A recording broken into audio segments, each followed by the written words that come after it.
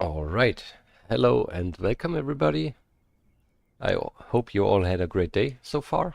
I had, and I'm ready to tackle the second half of the Mille Miglia here in our flying Vespa, in our Piaggio P.149, I think it is. We have landed yesterday at Roma Urbe, a small airfield close to the city center, and I have, serviced the plane and refueled it, and we are ready to go basically. We will roll down there, um, fly out to, I think, the north, but then turn around to further, or maybe let's just fly down the south. I don't know what's the right direction um, for this airfield and for the wind conditions. Let's just fly south, do another quick round through Rome, and then try to find our way into the hills. And today will be quite spectacular, I'd say. We have several mountain passes ahead of us, and yeah, looking forward to do that. Hi, I'm No One. Hope you're doing fine. Let's head into our plane. And let's adjust our field of view a bit so that we actually see something. So, I have done the whole introduction of what is where yesterday. Just a quick overview for those who are joining new. This is our altimeter showing us how high we are going. This is the vertical speed indicator climbing or going down. This is our compass. We need to adjust still, so we're at 81 degrees. 81 degrees, something like this. Then we have our attitude control. We will see that once I start the battery and all of the other stuff that we need. Yep, it's now starting to get in there. Probably also need to adjust this one once it has settled. Then our airspeed indicator, a clock. It's 10 o'clock in the morning, roughly the time we ended yesterday. Oil temperature stuff. Most importantly, fuel. We are full fuel. I will adjust my rudder a bit so that we're going straight and not crabbing or turning constantly. And I have to adjust my compass again. 80 degrees, something like that. And then let's just try to get going. Generator on, fuel pump on, magnetos on. Check flaps down, up to throttle 10% for now. Propeller all the way. Fuel valve. But first, maybe let's request a pushback, because we're not able to turn on our own or go backwards. There's no backwards gear here, no reverse gear. I'm No One. Today I have already recorded a little bit of the next Alpina episode, so it will be somewhere next week, I guess. So things are looking good. We are getting a pushback. And while we are pushed, I will not start the propeller because I don't want to kill anybody, of course. What else is there to know? Yeah, probably. It's easier to push us back when I release the parking brake. Oh, look how fast it goes. Excellent. And I think that's enough of a pushback. Let's stop it there.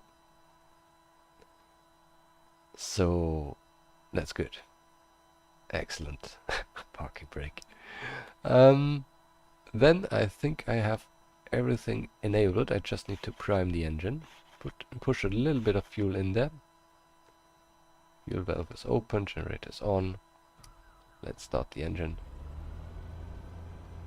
Excellent. And we're immediately going. Sorry. Just wanted to throttle down before we crash into something, which will happen very soon. Sorry, cameraman. And brakes.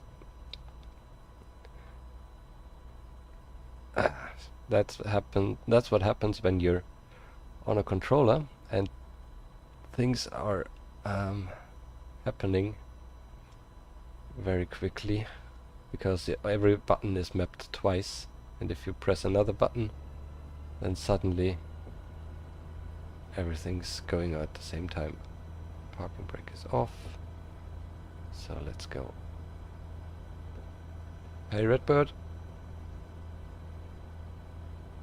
Alright, so let's adjust our seating position again.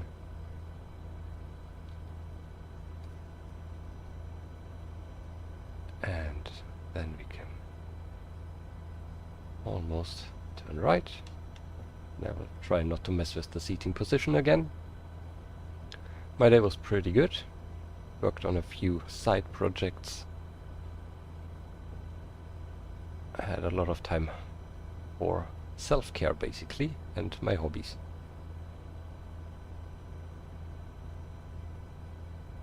Alright, let's taxi our way out of here.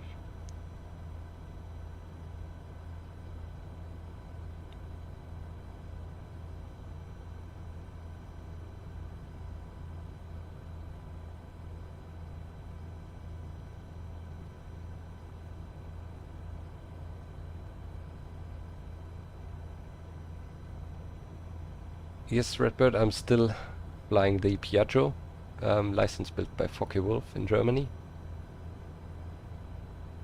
There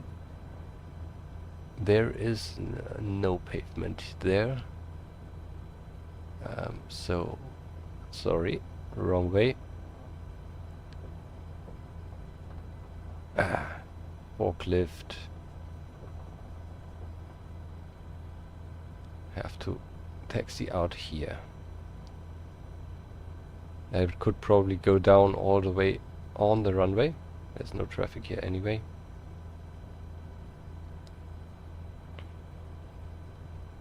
So we're still in our flying Vespa. Altimeter is calibrated.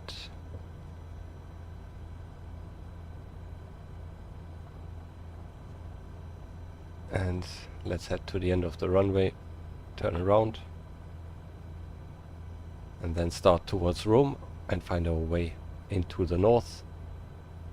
Most important milestones today are Firenze, Florence, Bologna, and of course Brescia, our target in the end.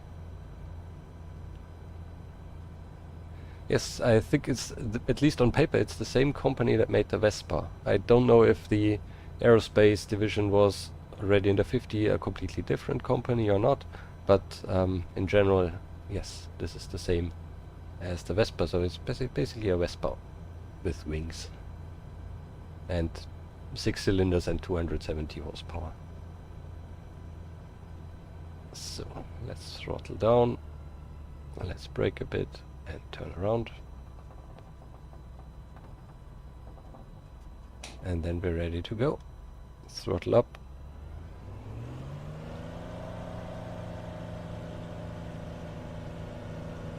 Very bumpy here.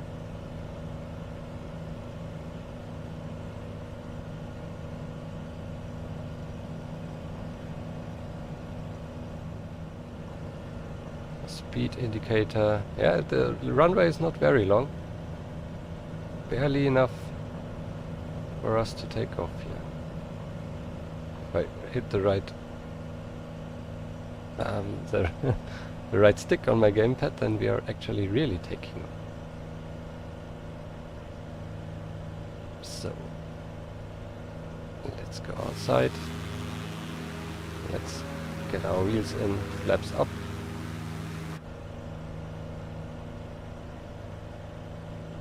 And then climb a little bit. We can turn off the additional fuel switch, fuel pump. And then let's try to reach stable flight. Still climbing a bit.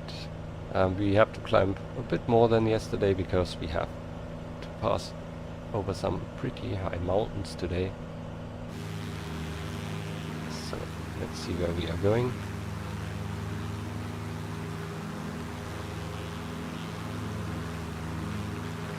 Yeah, the P180 is, I think, too new. I look up the P149. This is what I'm flying.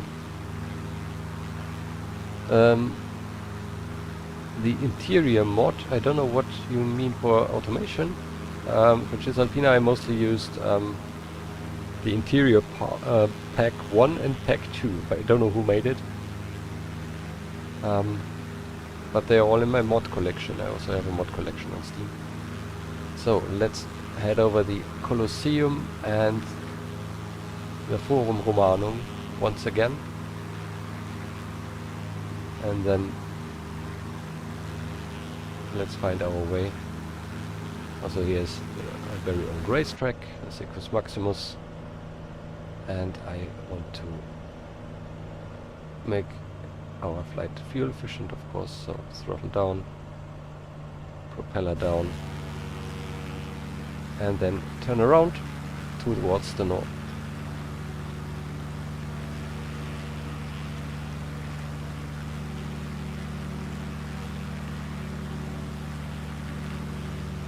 So our first milestone for today, our first city I'm aiming for is, or the area is Madonna di Bracciano, and it's not, I cannot find it on any normal map, so with some googling I found out roughly where this is.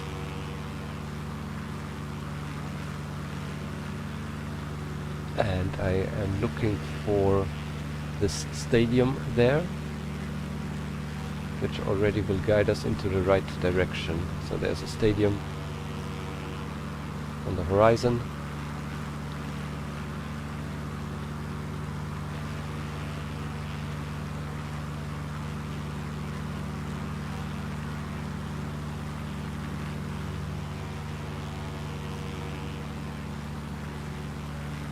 And from there we are basically going north and then turn to the northwest.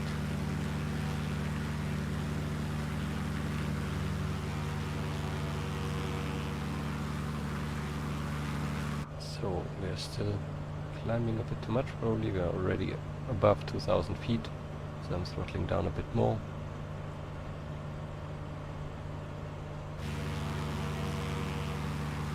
And now let's look where we have to go. There's the Olympic Stadium, and I have not yet found our road. But it looks like there's one of the 7 hills of Rome, as there are some some corners actually on the road.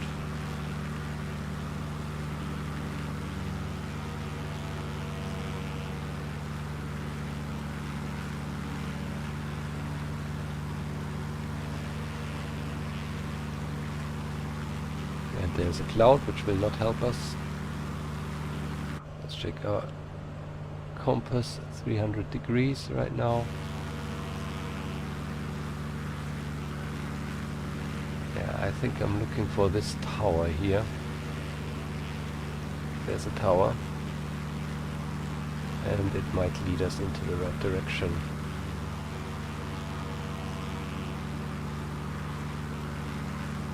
Too many clouds, I'm too high. So probably trim the nose down a little bit. The problem here in Rome is that we don't get many markers, because Rome is just Rome for MS Flight Sim. So there's not too much that they tell us where we're actually going.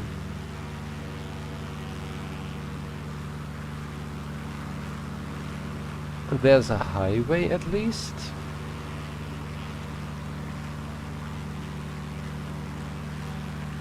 And I believe it's alright where we are going. It's exactly the road I wanted to find.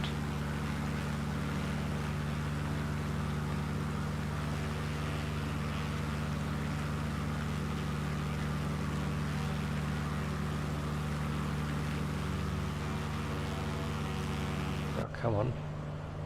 sink a little bit. We're still going up.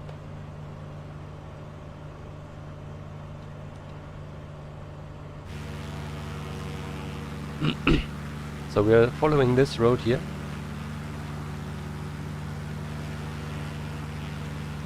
And then we will hopefully find our first bigger milestone. I'm from Germany, from Bavaria, that's why the name.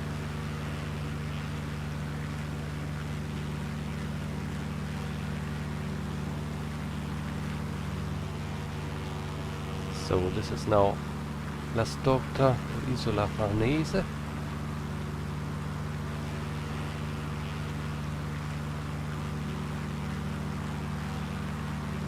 And from there we can take a turn here. So this is the road I wanted to take there.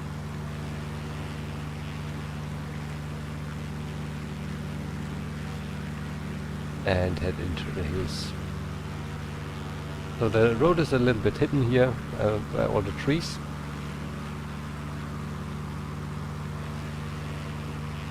But I hope we're going right. Still 2,000 feet. Climbing a bit too much.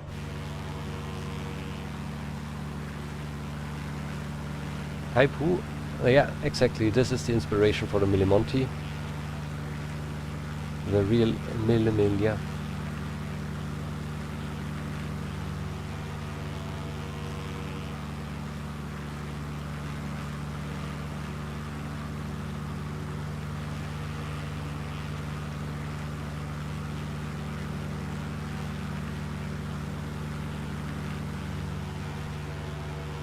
And I might have just lost it. Sorry, I was looking at my map. Still, this tree line there is marking our road. It's Casciano. Oh no, it's actually, I was right, sorry. It was this major road there. And there's the major road and there's a smaller one right next to it.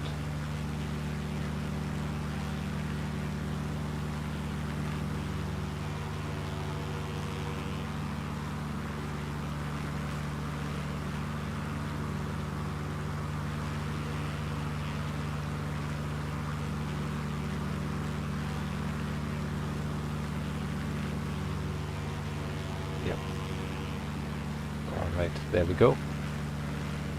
And from here on it's basically just a major road, I guess. There's still from time to time a smaller one, which is probably the original one. But I guess for most of the time they have just built this big highway over the original road we wanted to take.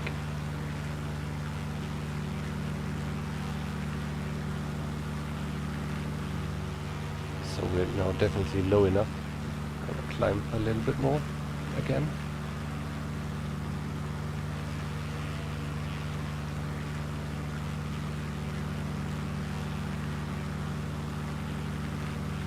So it might also be that this section already would lead further down to the right here through the hills. There are some other roads there which lead into the same direction, but they are a lot a lot more difficult to drive. Normally I'd say they went on the more easy to drive roads, and only for the mountainous sections they chose the really difficult ones. Hi again, Ogush. Hope you're doing fine as well. So, you already can see the mountains ahead. And this is where we are heading. Also, the really big one ahead looks like a giant crater. With the borders here. And then there's a lake also inside. Hey Sivexo, hope you're doing alright.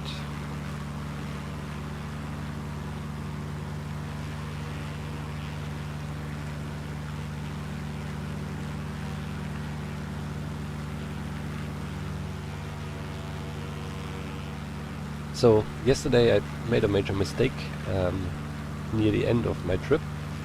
I tried to avoid that, so we ended up completely in the wrong direction, and I went over a modern highway and not the original road and the original route, just because I forgot to fly to a certain city, which was actually on my list. Hope this is not happening today. At least now that we are getting far away from Rome, it's a little bit easier and not as many roads as before. And also in the mountains there are not too many options, so I hope we are able to find our way. But yesterday the mistake also happened in the mountains. That you just need to do one mistake, then you're in the wrong valley, and then yeah, that life is over basically. So now there's a lake over there. We are at Monterosi, which is my first minor milestone. And now let's go to Vetralla. I'm flying just with visuals, so I don't have, so you see what I have. This is what I see, and I also have these little markers for the different cities. They help me to find my way. I have Google Maps open on my side, on the side, and the list of cities I need to find, and I'm looking at Google Maps to find the roads, and then I'm searching them here on my screen. And the city names here are just to validate my choices. So they are coming up so late that they don't really guide me. It's more just to make sure that I'm really at the right point.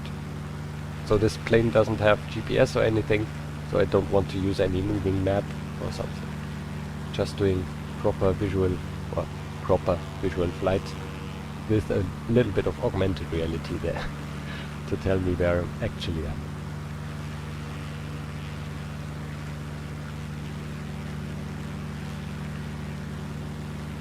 So Sutri also said I'm on my way. Vetralla will be coming up very, very soon.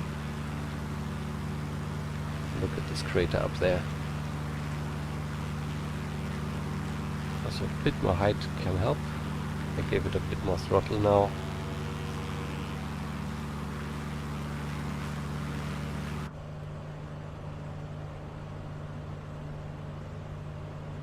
(2,500 feet) as of now. And now the road takes a right turn here, disappears in the forest.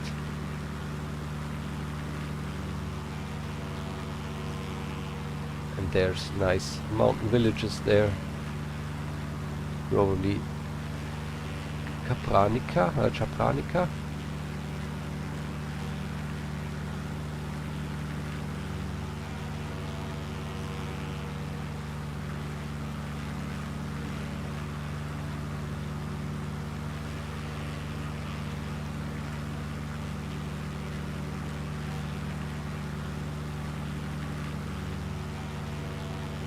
Who built such a straight road here into the forest?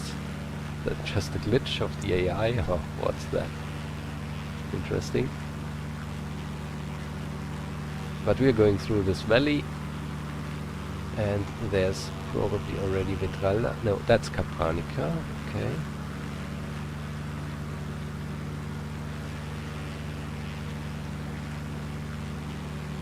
Look at this vast forest here. Nothing, just this mountain village.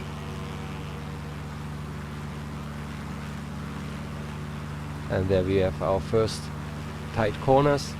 Let's go through the serpentines here. Gain some altitude.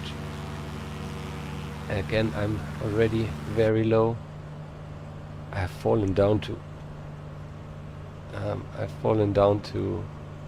2,000 feet, so I'm trimming up just a tiny bit.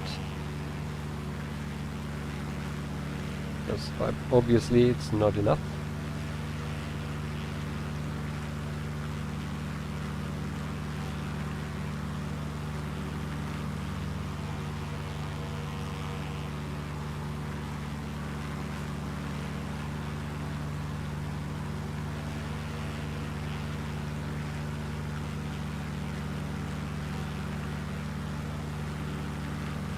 And maybe if I climb a bit we can look at the crater. And there's a lake in there. And now the clouds are coming in.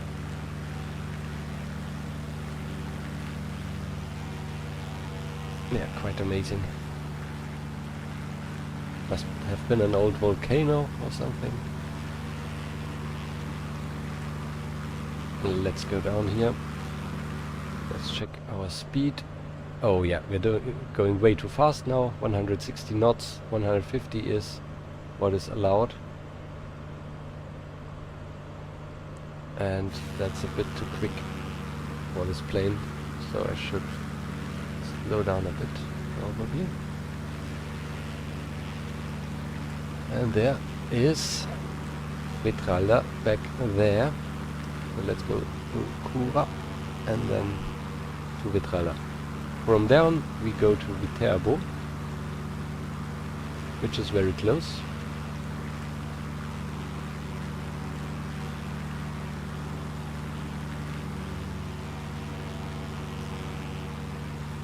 Just need to take the right turn there. Now we're at 3,000 feet. Probably throttle down a bit.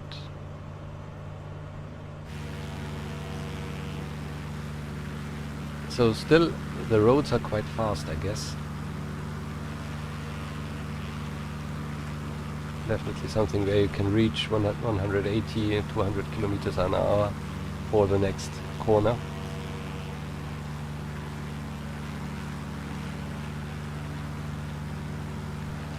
So here in Vetralla we follow probably this road here on the right. And most importantly, we at this tiny roundabout there, we turned right into this valley. Back then there was no roundabout. The Italians have spammed their whole country with roundabouts. Recently it looks like there's so many of them.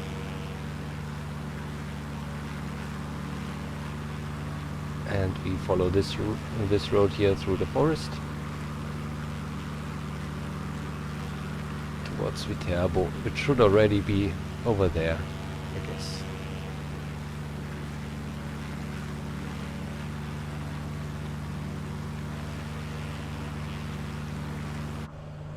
Let's see if you're in stable flight.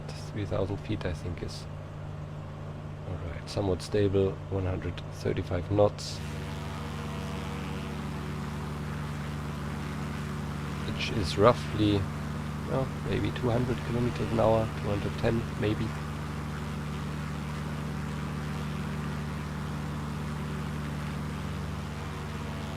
And we are not going onto the highway, we are turning right here.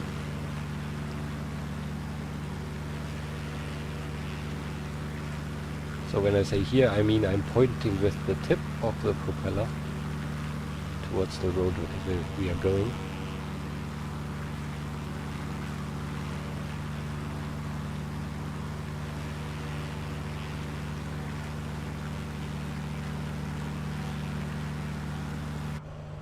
Still 3,000 feet, so we're quite stable now. We're just losing and gaining altitude when I turn around, because from the outside I don't see how I'm pitching. But that's alright, we're pretty safe. And the plane is going nicely at a little bit over 3,000 RPM, which should be good for fuel consumption. So let's take a look. What's probably the route into the city. Probably looks like this is the original one. Here, up here. And after Viterbo, we go to Bolsena. And let's go S corner here. Really nice and long corner. And looks like there's a train station. We're going right next to the rails. And basically follow the rail line, I guess. In case there's a road, and there definitely is one. Now it's turning more to the left. And we take the right turn through this big roundabout. and head up here, crossing the modern highway. It's not a highway, just some high priority road.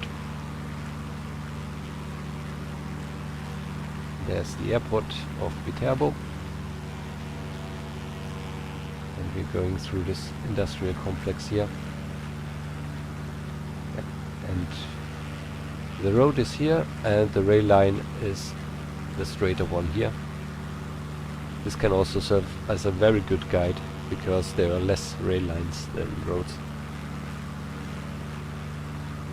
And typically those lead to the major cities, so we know where we need to go. On the horizon I can already see the next lake, maybe again Crater Lake. All of these lakes are very, very round, which normally speaks for it that it's a crater lake. There's also a little bit of a rim around it, a rim of hills.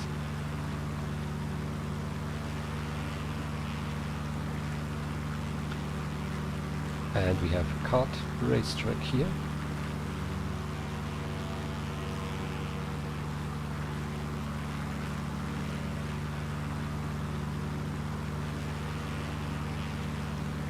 The rail line has now crossed.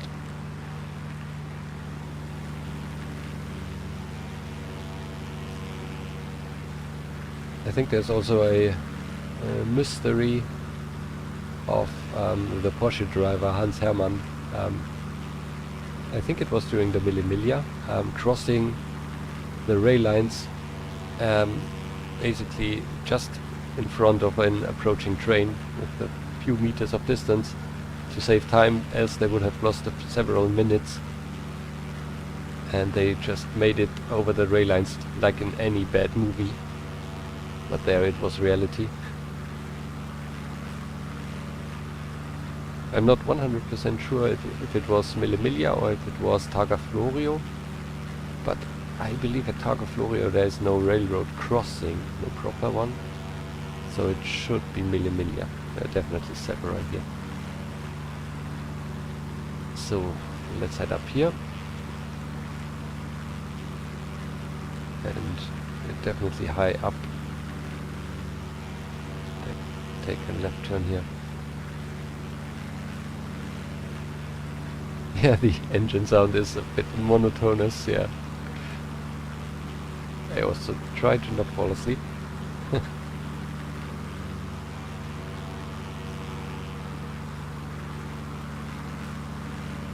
So now we're in the next town, Monterosi. Turn to the right.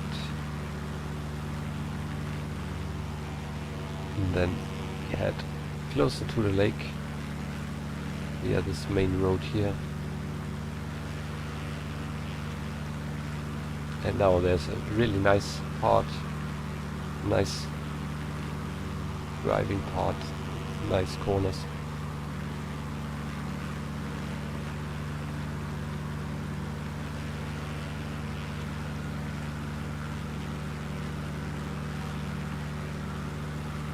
And a proper tight turn coming up.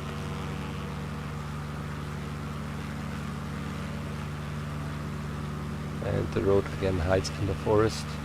You can get a glimpse of it here and there. So this must be a really nice spot to drive.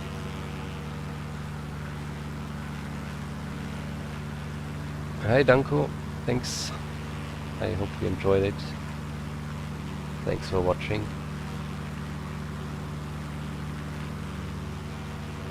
So we're right next to the lake here. Very nice. And further follow this road. Now taking a left turn.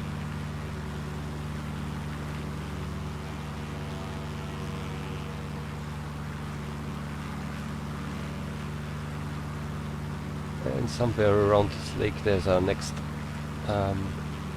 mark, Bolsena. So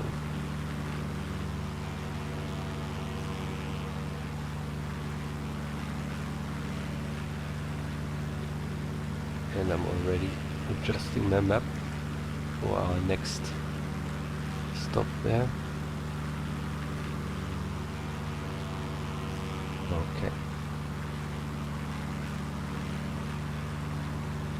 So there's the marker for Bolsena in the water.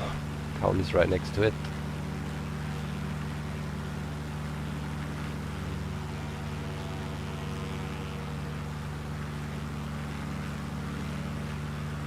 They are well prepared. I don't know, yesterday it was not enough. I didn't do anything more for today to not get lost in the mountains. Let's see. After 3 hours of flight I was also quite tired and just made a mistake there. Still need to make a short addition to the video to show the real route. I cannot leave it like this. So through Bolsena we go on the main road, and we follow the coastline a little bit longer, or the shoreline. It's not really a coast.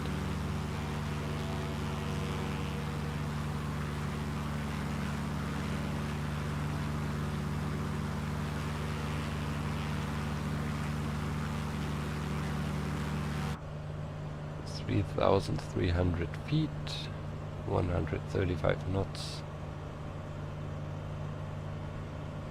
And fuel is at 88%.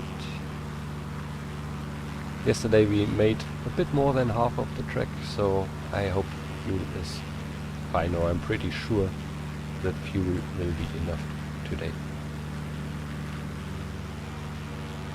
So now the road turns a little bit more inwards to the countryside again.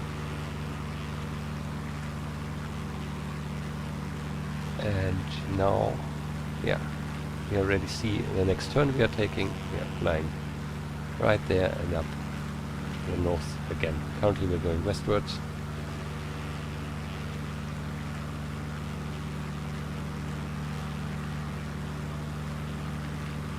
And here we go.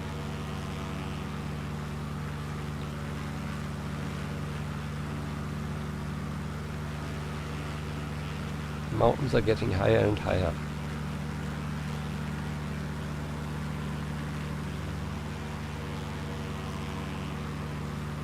And it makes me crazy when these city markers are not in the right place. Drives me crazy. So the main road is actually going around here. Yeah, this is the road we are driving. So the marker was at the place I was searching. And then going around here and through the city.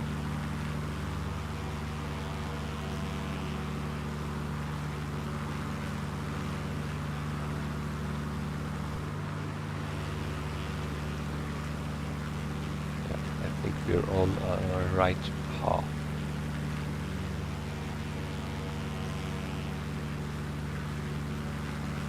Now an industrial zone, yeah.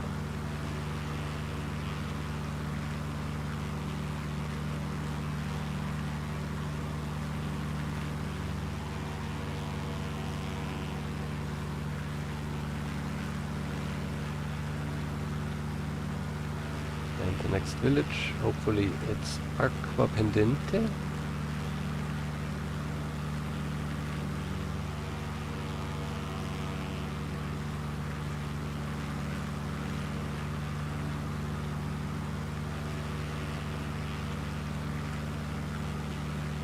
Over there doesn't tell me anything.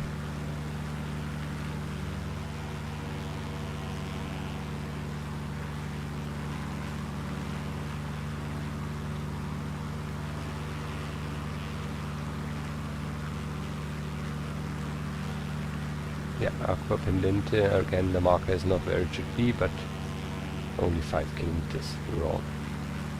But that means we're right. Yeah, Sivexo. I also, each time I watch a Let's Play of MSFS, I just stop it and fly for myself. That's the way it goes. So, now, really nice road here, through the city, and over there. And there we have some tight corners coming up, carving into the hillside.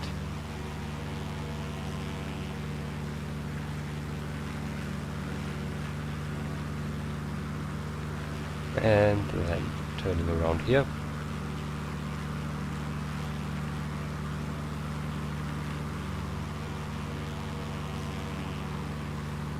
And yeah, it's nice when there are not so many roads, because then it's very clear where we have to go.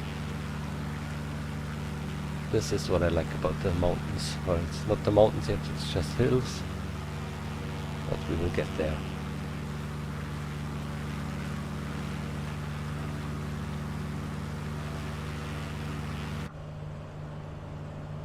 Very stable flight, 3,300 feet.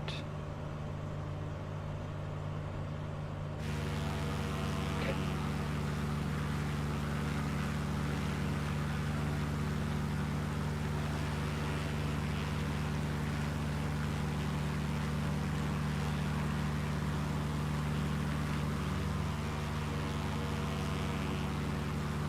So at some point, I will have to leave this main road, because on the list of cities from the Wikipedia page there's Radicofani, Radicofani, sorry, well, in Italian probably Radicofani, and this is really on a mountain, and there are crazy roads around there, so I probably know how we get up there, but then going down that hill there are many options, and you could make it a longer turn through some mountain passes or a shorter one. So again, I don't really know, but I will just fly a plausible route, which will be somewhat alright.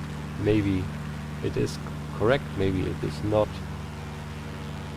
But it's about enjoying the landscape.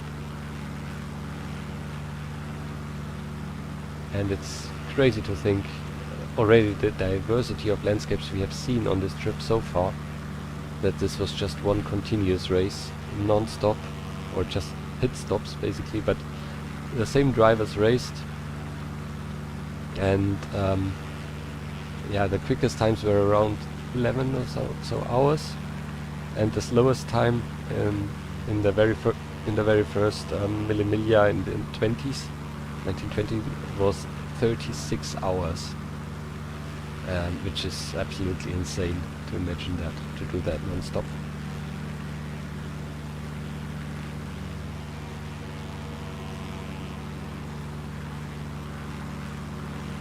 So there's probably some wood industry there.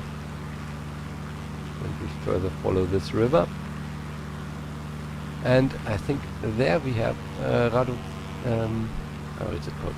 Radicofani, up on that hill, and now we need to find a way up there, and the intersection is right there.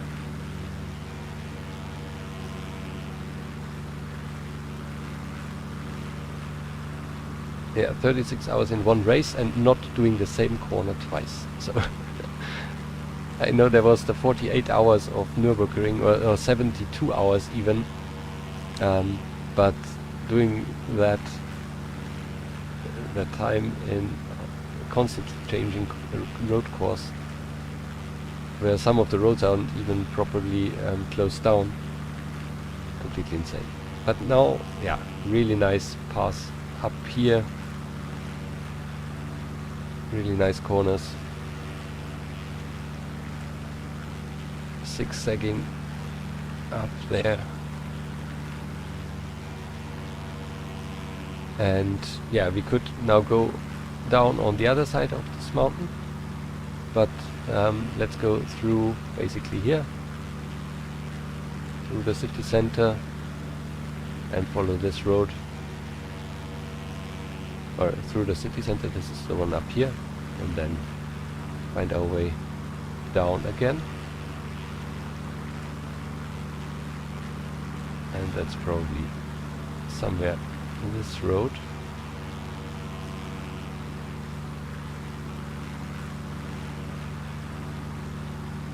and then we will meet up with the SS2 again, the road we have been following earlier.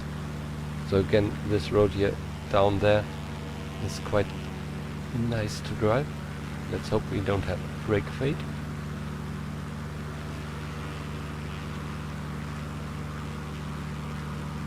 And yeah, now it really looks like mountains, actually.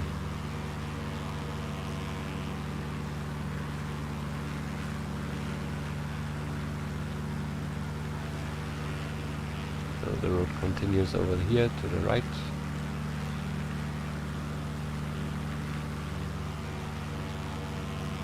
And we go down here and are back in the valley along the river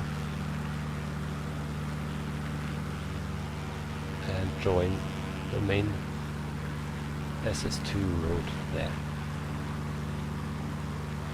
Okay, this was will not be able to do it.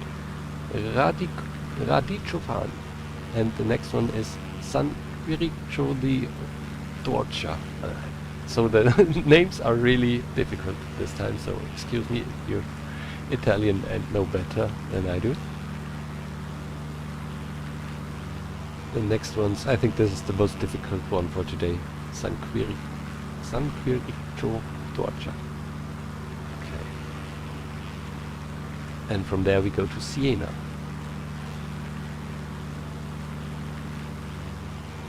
And basically this is all along this road, so no major interchanges coming up, and if there are some, we just have to make sure that we are actually following the main road. And we are now on somewhat a very high plateau with lots of agriculture going on. Let's take a look back maybe to that. There's also, this mountain looks like volcano basically, old volcano, and there was the mountain of the city.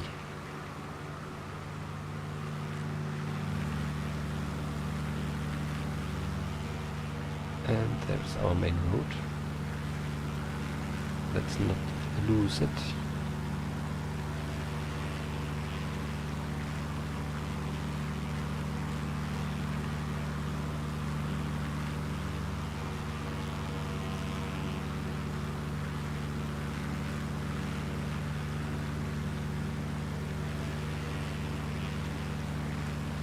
So there's Piacenza, that means we are not far away from San Quirico.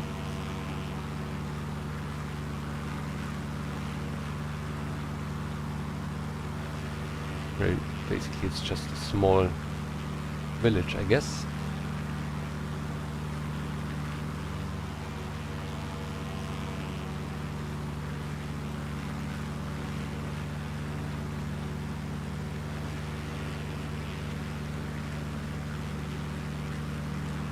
It's not possible that there's a plane. I turned all of the traffic off.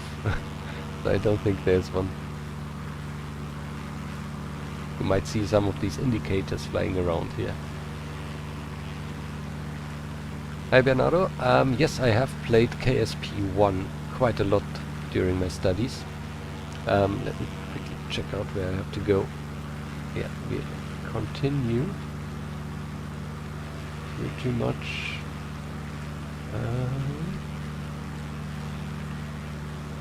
Just need to... no, that's wrong. We need to go there.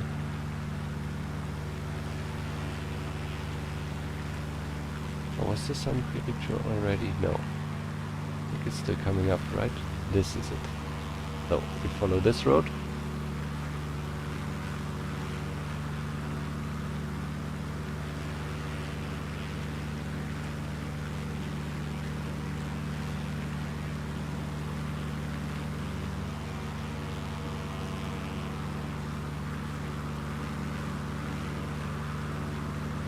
And there we are. Okay, San Quirico, and we just continue like this here. Yep, and follow the main road here.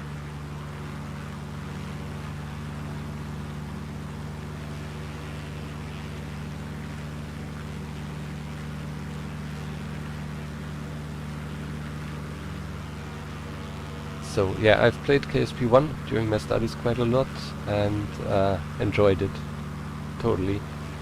But actually I never made it very far. Maybe I made it to the moon and stuff, and to the to Duna, the Mars equivalent, and to the Venus, Mercury equivalent, I guess. But I never explored all of the solar system there. So maybe it's time at some point to restart that, but it's such a time sink. And I have not played and bought KSP2, and I'm quite happy about it, reading the news about the studio closing down. So I'm not happy that they closed down, but I'm happy that I didn't spend any money on it, with all the problems this game has.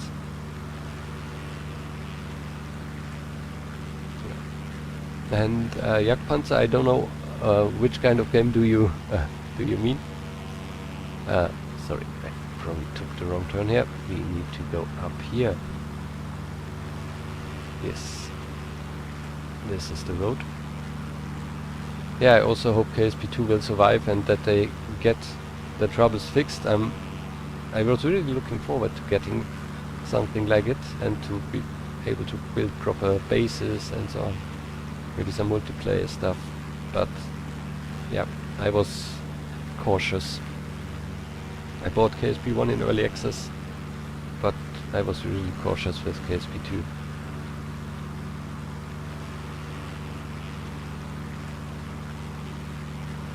Okay, Dream Car Builder. Okay, it's already, the name already suggests that it's very high quality. I need to Google it. So I wouldn't expect too much, probably. Seeing also the major struggles the automation team already has with the complexity. So I wouldn't guess that other studios are much more successful and have an easier time.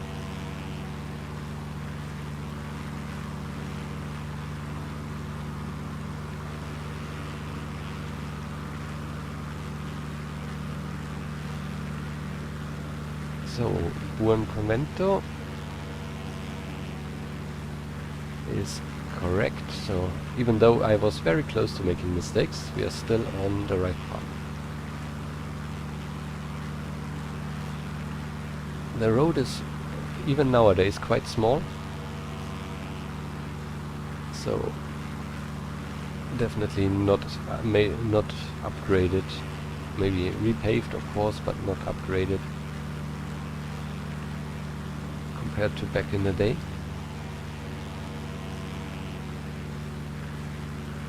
And next one is Siena, still a bit to go. Also a very important city, I guess, from a cultural perspective.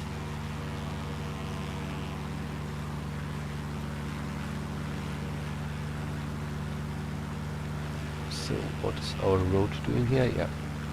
First I didn't see it, but it's actually right there in the middle and going north. The question is, should I sink a little bit? I would throttle down 2 steps. Yeah, interesting that multiplayer is built into that game. But I really love the depth of automation, and I am not confident that they were able to get something similar done. And also the design freedom of automation.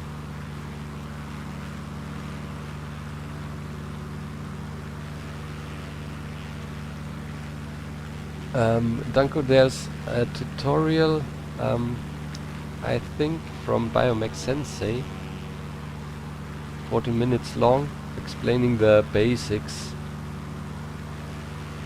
And there's probably also Kilrop, so Kilrop Place you can watch, which is not a dedicated tutorial, but several campaign starts, and he knows the most about automation in general, so definitely can tell you all of the details that are interesting. So we're going here and then through this roundabout to the north, and definitely this bypass here was not there back in the day, in the 50s. Bye Jagdpanzer, have a great evening.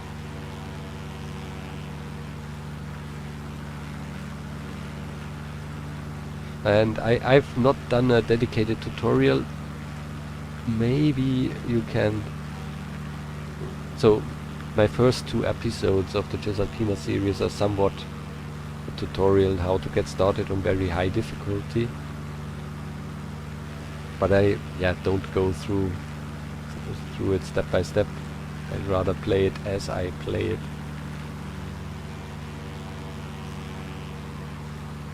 So probably Biomech Sensei is the one I would recommend right now for a very quick start.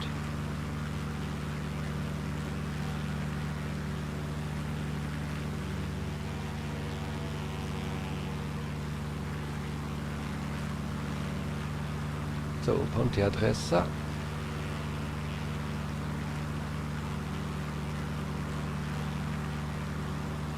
I'm from Germany, from Bavaria.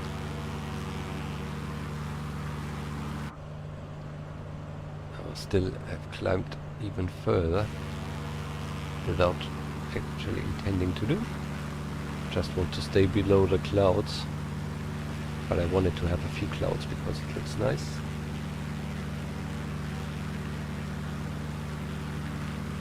And there we are. Yeah, I think this is the right way still.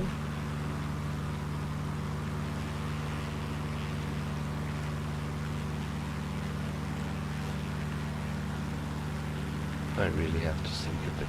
I don't see anything anymore.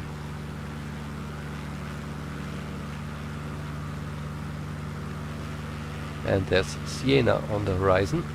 Excellent.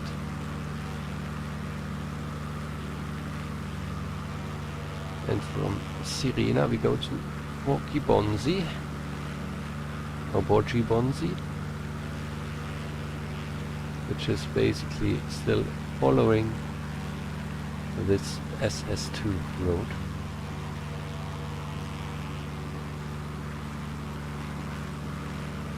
Joachim, no, it's not live weather. I just set it to few clouds so that we have not just blue skies. Why I'm so obsessed with Italy? Yeah, because I love the cars, I love the food, I love the wine, I love the people, I love the architecture, I love the weather.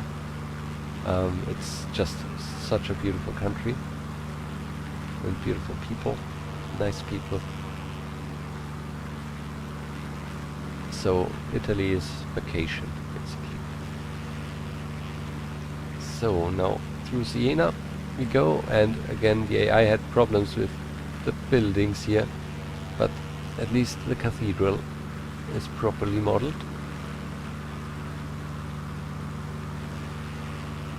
And from Siena we just follow this main road here through the cities in the through the buildings in the old town, and then further head up north along this main road.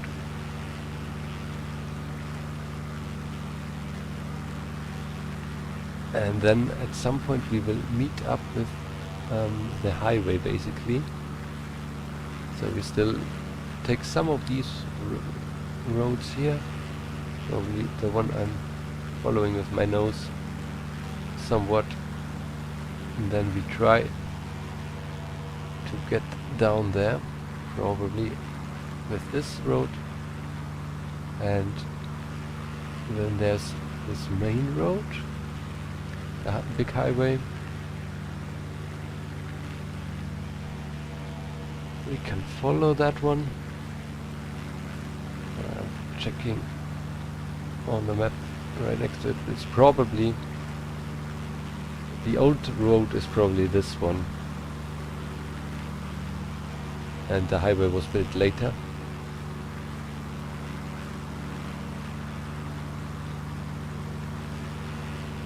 Yeah, this is the SS2. My map says the same, I believe.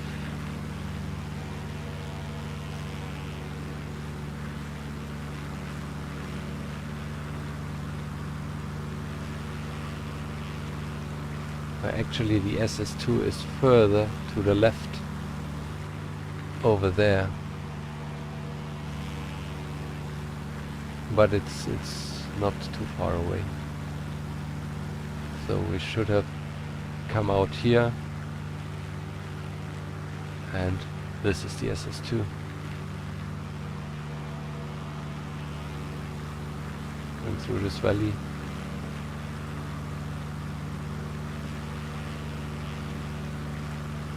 And up here.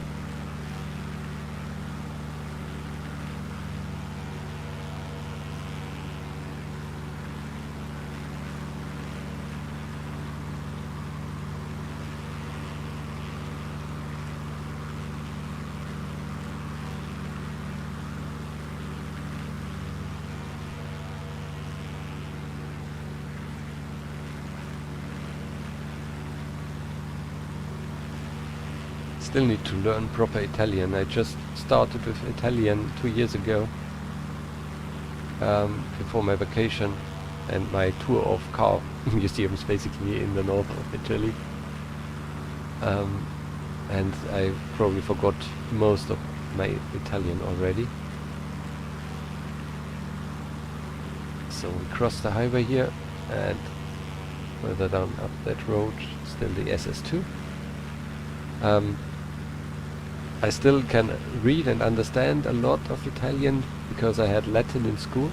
I tried to avoid French, and that's why I took Latin, because it's a very logical and almost like mathematics kind of language. So I found that doable. I was better in mathematics, physics and stuff than languages. And we didn't have to speak Latin, just translate it, so.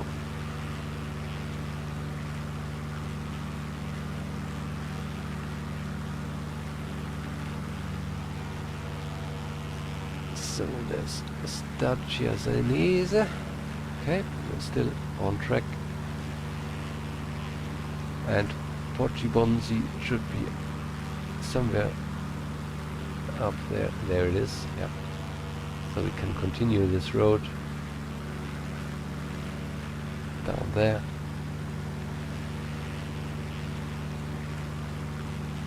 I was not bashing the French. I just didn't want to learn the language.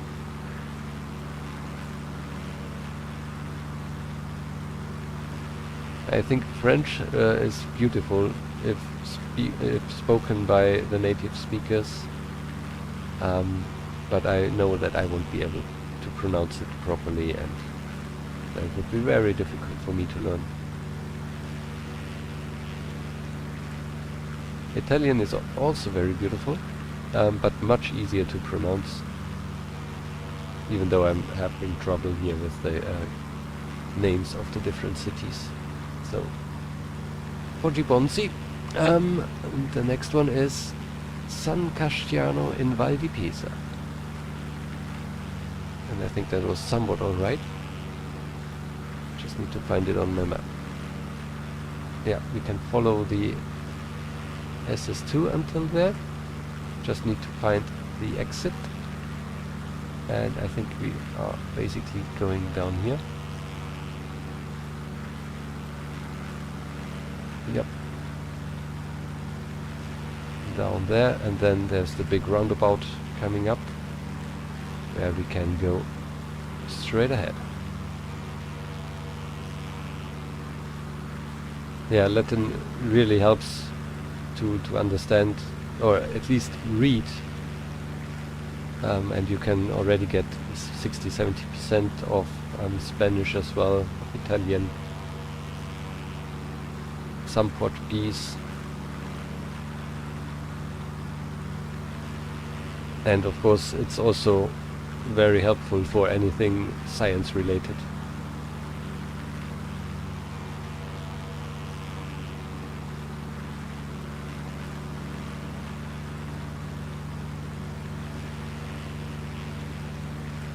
I probably have forgotten most of the things by now, but yeah, the common words, they stick,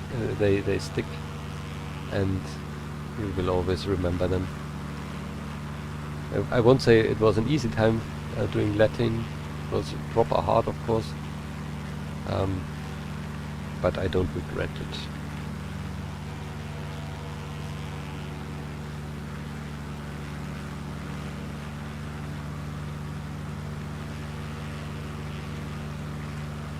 What I do regret is that I was not interested at all in the Roman history back then in school.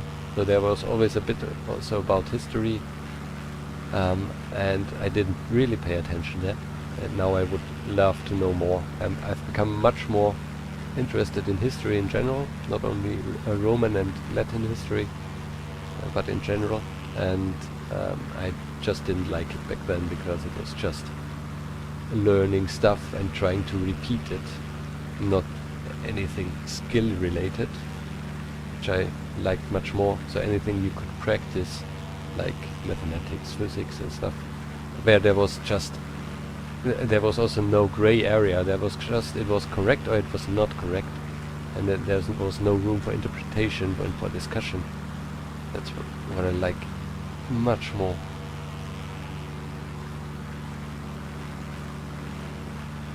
So, where am I going? I think we are alright, right? Should take a look at the map from time to time. Yeah, still, I think this is the right way. We're going down there and meet up with the main road.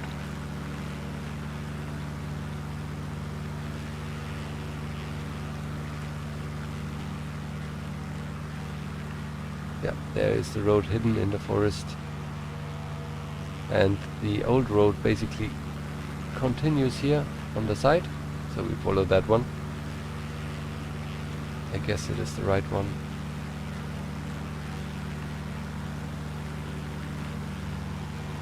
Do I play chess? Probably not since 15-20 years, but I did when I was a kid, a little bit.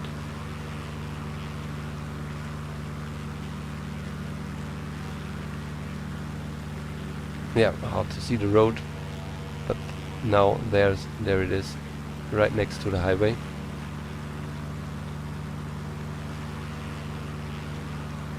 Pointing with my propeller at it.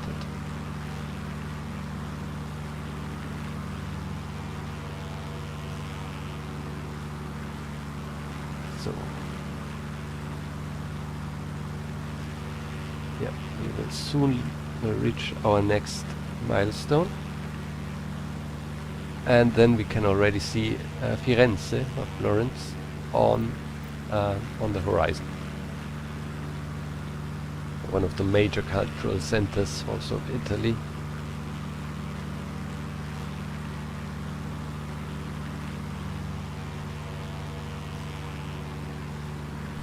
And we are probably going up here into this city, into this village.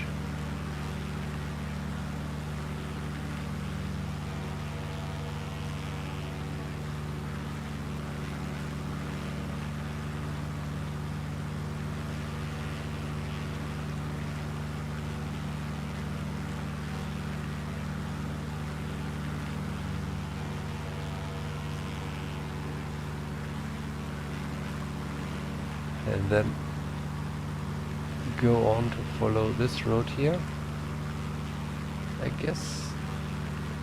I'm not completely sure now, but I guess it's this one.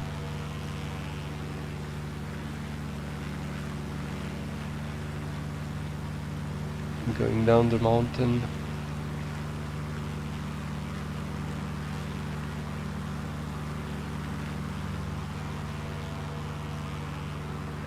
under the road and over there, under the highway I mean. Then we're here, and the old road continues here along the river, on the other side than the highway. Then the highway crosses over, and constantly switching between highway and the old road.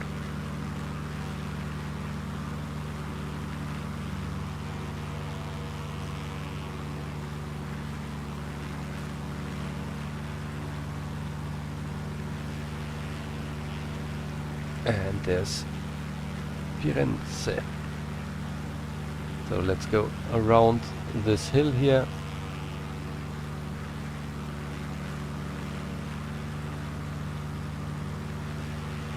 Tavanuzze.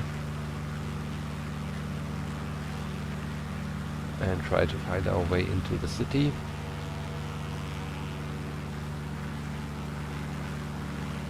There's a tunnel right there. You can go under the rail line, which is there, and the highway. No, it's not a rail line. Rail line, right?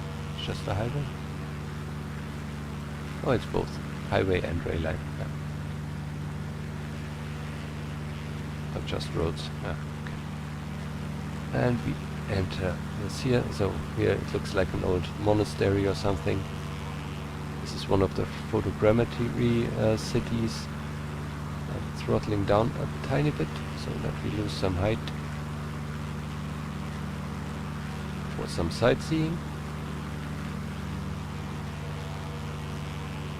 This beautiful town up there. It's the 2,500 feet. Throttling down further. Really nicely put into this valley between all of the hills. And we go through this arc here, looking for a bridge that's actually drivable. Don't know if there were any pedestrian bridges back in the day. I guess some of those are pedestrian bridges right now. Only these smaller ones. This very famous one here as well, with the buildings on it. What's the name? Tell me. Ponte Vecchio, of course. And there's the cathedral.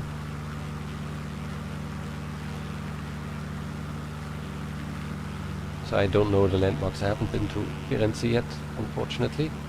But I definitely want to go. It's so nice up here. So let's turn around. And search for our way out of here. And we will now really head into the mountains.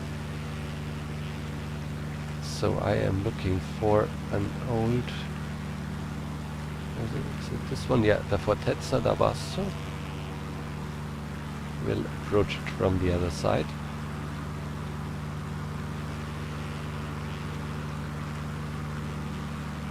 Yeah, Joachim, it's a P.149 from 1953. So this Fortezza.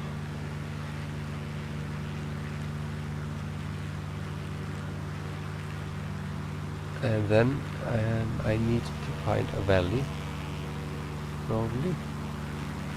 So let's go this road up there.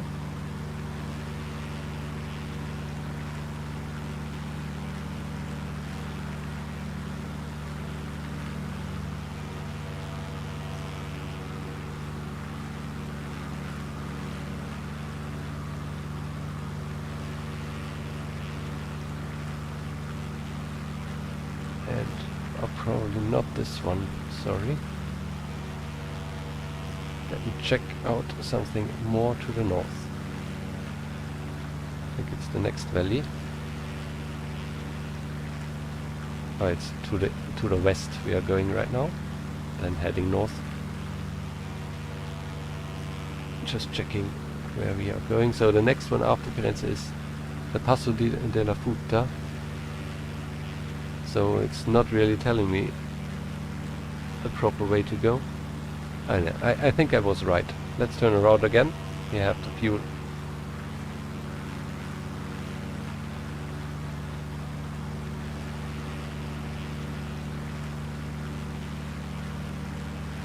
I think the initial valley was right, and then I have to take a look for a left turn. There are two roads going from that valley.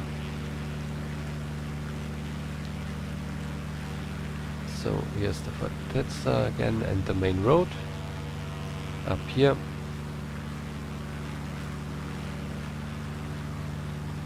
So this is probably one of the more difficult parts of today, because finding out of a big city always is a problem.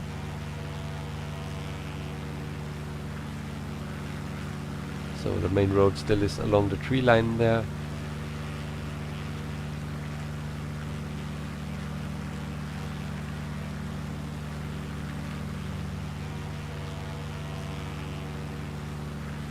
And then here is the main road again.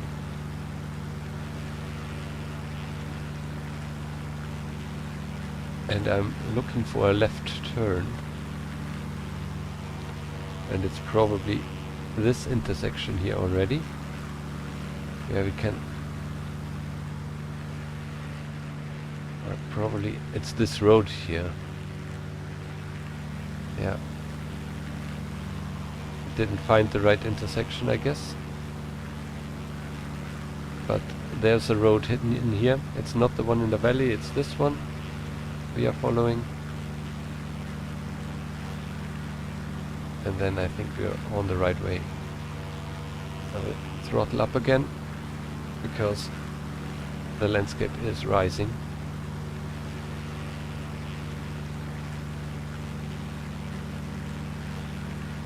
Yeah, I think there we are. This looks like a giant cemetery there.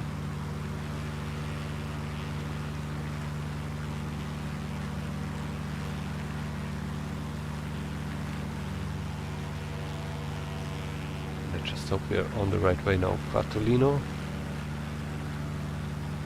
Yeah, we are right. This is now the SS65.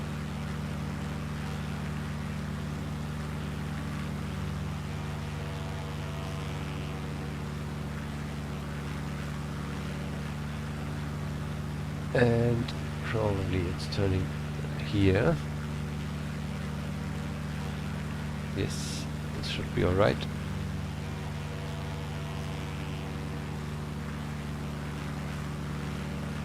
So this is now one of the first mountain passes starting, basically. Passo della Futa.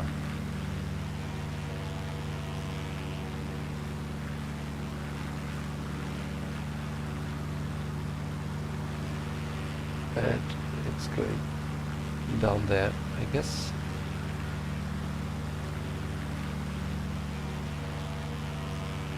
Miglia is correct. Yeah, so we're going into this valley here.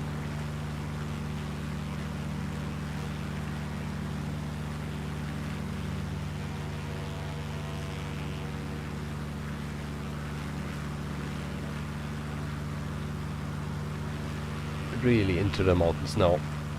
Look at the road. Try to imagine how this would be to drive. Lost, totally lost probably. In this area there are not many people along the road. Completely alone. Next competitor minutes behind you. Maybe not alone if they didn't close down the roads, which was normal in the earlier years, in the 20s and 30s, I guess. Don't know how it was in the 50s. But yeah, there we are. Probably on the left side is the original road.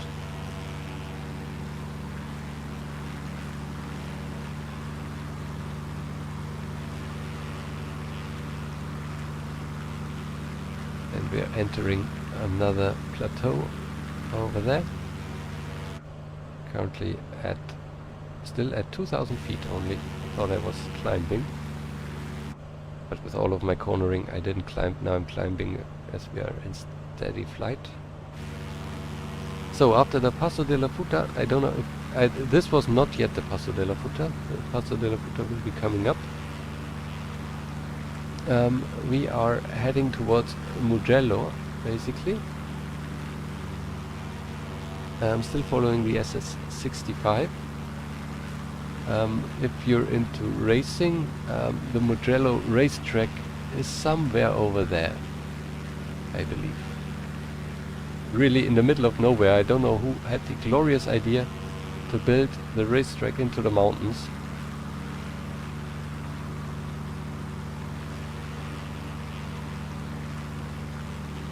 Yeah, we are turning left here at this roundabout and towards this lake. The lake didn't exist back in the day. This was actually built, I think, somewhere in the 90s, if I have googled it correctly and remember it correctly.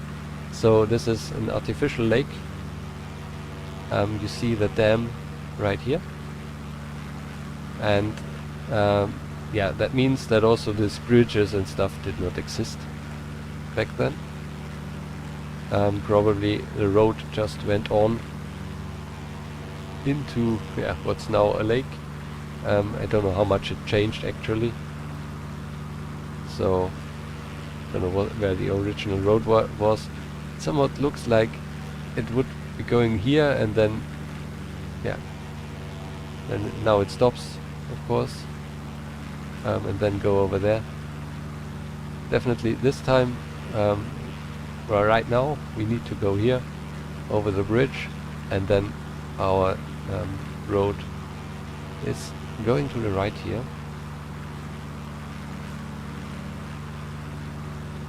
And I guess this is now the start of the Passo della Futa.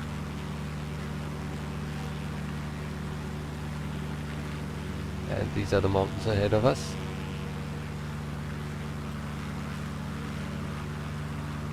So over there's Mugello. And the racetrack, I cannot spot it from here. Somewhere there.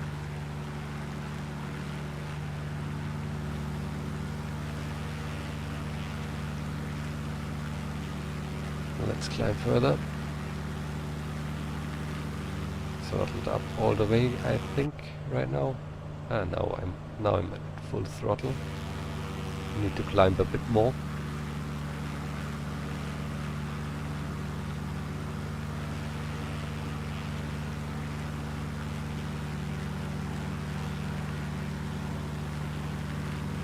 And now, yeah, really nice roads up here.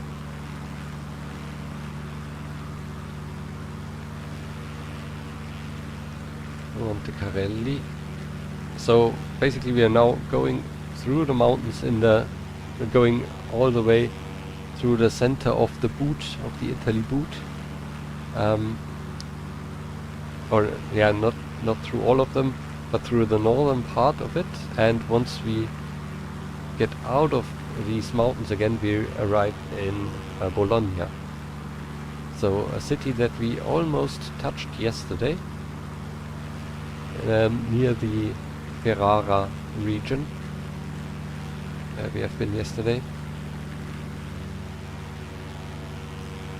We'll further continue up here. There's a big construction site of a highway interchange, it looks like. This connector here is pretty new, but we are taking the old mountain pass, and now the trees are really getting close, so I pull up manually.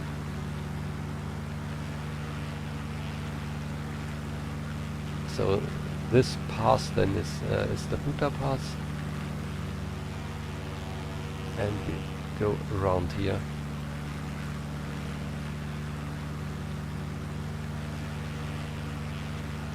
And yeah, there are really some corners here to make it up the mountain.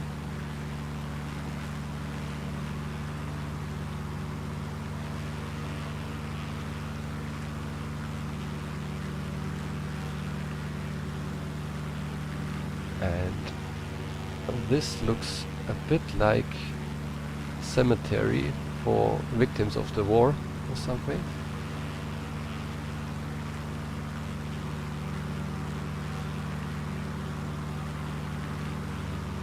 And we have made it through the first mountain pass, I guess. We'll continue here through this village. There's a big quarry there.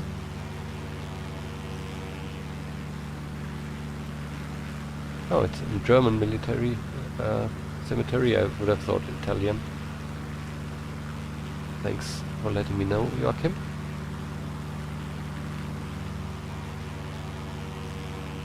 And yeah, we are really in the mountains now.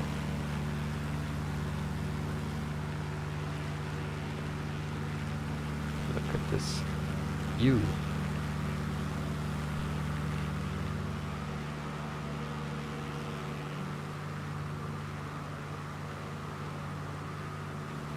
We're a bit close to the mountains there to fly backwards, but yeah, we'll turn right here, follow the road.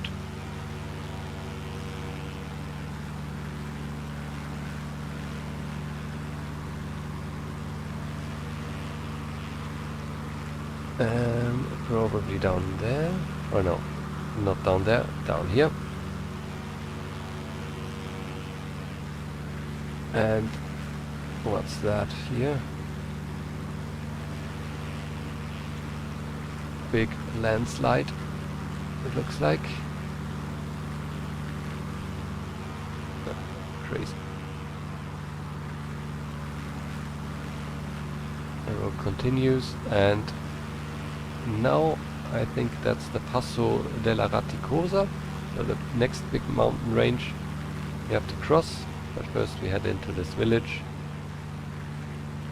and then turn left here, up there, and right on the pass there is some wind energy, and we turn left, if I'm not mistaken. This is the other pass down now, and ahead of us is the valley of the Pool River again. But first let's go down, treacherous road and drum brakes. What could possibly go wrong?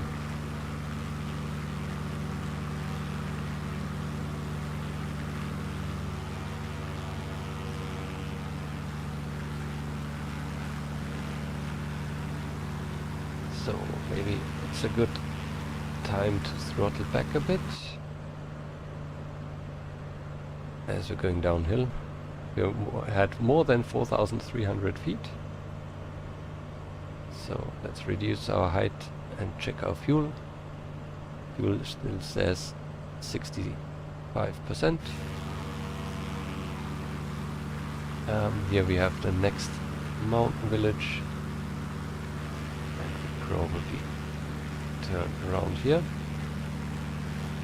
Now we have multiple options, it looks like, but I guess the left one is the correct one. I'm not 100% sure.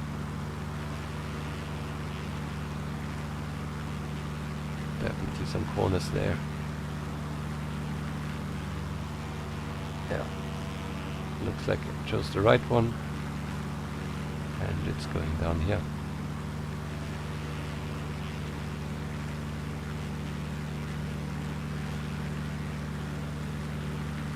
Okay. Still following this road. Really following the edge of the mountain here.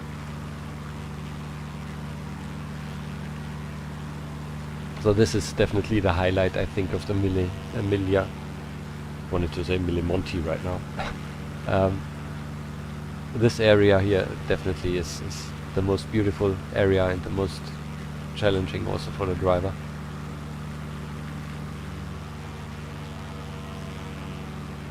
So let's continue through there.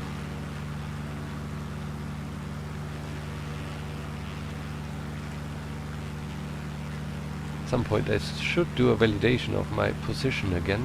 Take a look at the map. Or what I ride here. Down there. Now the road is going there and there.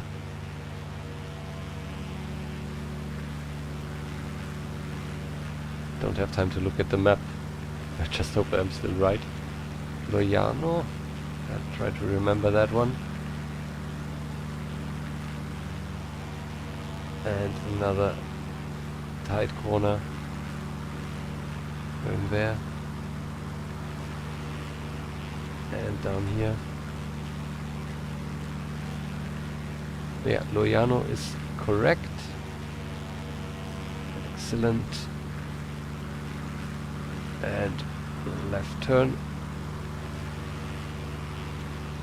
Let's try to not overdo it and crash. I tried some barrel rolls today because people wanted to see them, and I'm not able to do that. So I won't do a barrel roll today. In 90% of all cases I crash. So there we go. We don't see a lot of the scenery because I have to take a look at the road. And there it goes, around here. And what challenge this must have been to build this pass and this road here. I would love to drive that in real life. Unfortunately, last time in Italy, 2 years ago when I visited there, I didn't have a car. I just did everything by train and bus, which is also very relaxing because you don't have to drive your car through Italian city centers. But yeah, going into the countryside would have been nice with the car. Another nice mountain village there, and the road carved here into the mountain. And I think there's our goal, our next goal, Bologna, on the horizon.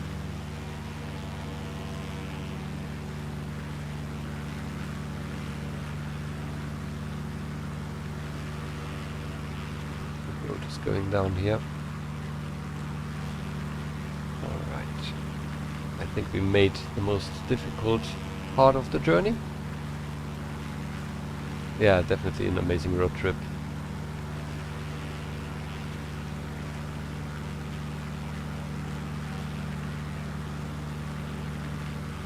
And yeah, imagine now 50s sports car, drum brakes, but 300 horsepower or something. 600 kilograms or 700. Good luck. Alright. Now we're back in the industrial parts. It's like still several hills and tight corners ahead of us, but we are definitely sinking. Less than 2,000 feet, 1,500 right now. Throttling down a little bit more.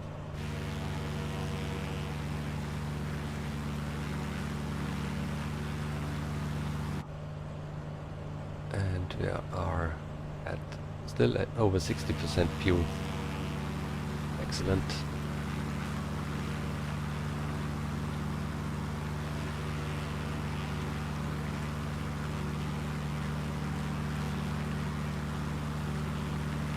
That's our road here.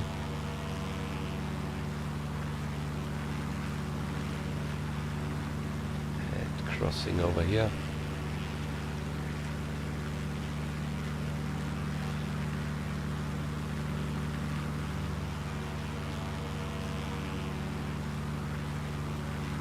The rest should be a bit more relaxed now, at least also easier to fly.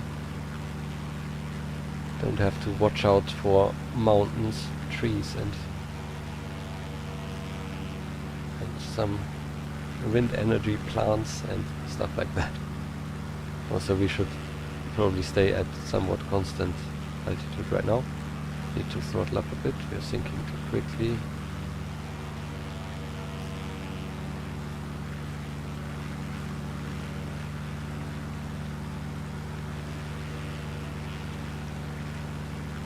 Still sinking, yeah.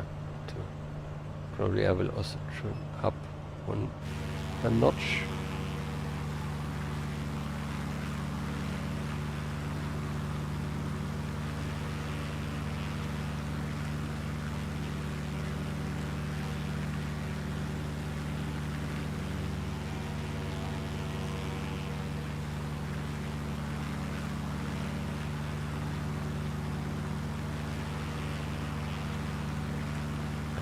Crossing the river here.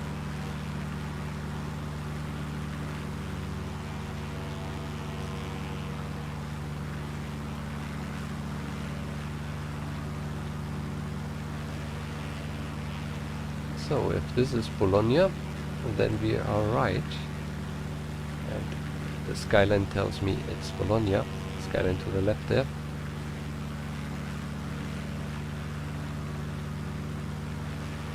And the markers don't tell Bologna yet. These are the landmarks.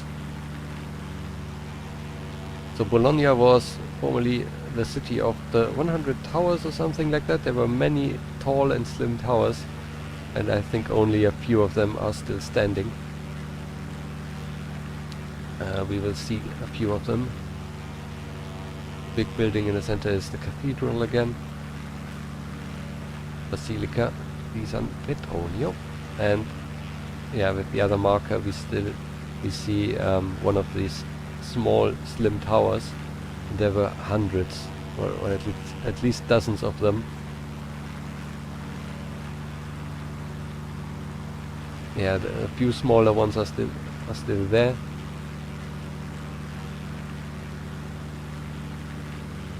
So again, beautiful city. And we are probably taking this road here.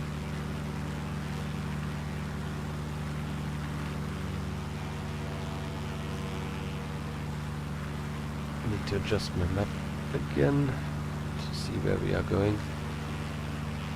And yeah, you see the flat pancake ahead of us again. This is the big flat of the River Po, and we are now heading towards Modena, basically entering Motor Valley of Italy.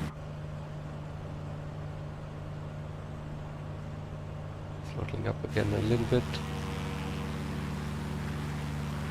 gain some height.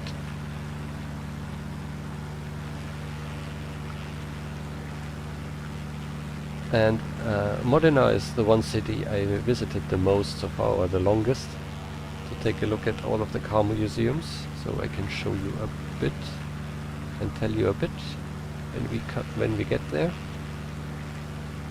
So next to us on the right there's the highway. We are also crossing one highway, but the old main road, this is what we are following here. This is now the SS9, I guess. And this road is basically going straight towards Modena.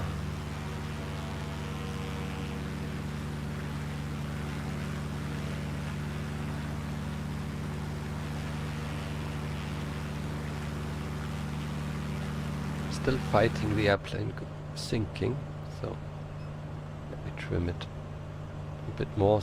The characteristics have changed a bit as we have burned some fuel. Center of gravity probably moved around, and now we're gaining height. So there we are, having crossed the highway again, which is fine. Highway is now running on our left, and I think the old main road still was going straight ahead here.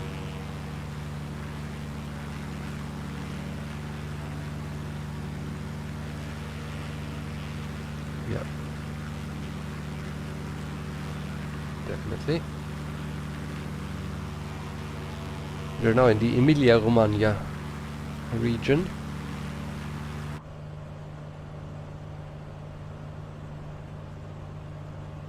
(700 feet). Don't know how many above ground, because I don't know how high the ground is.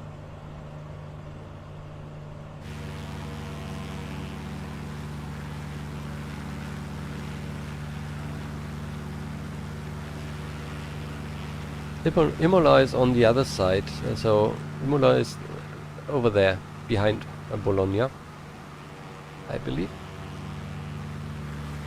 Also next to the hills.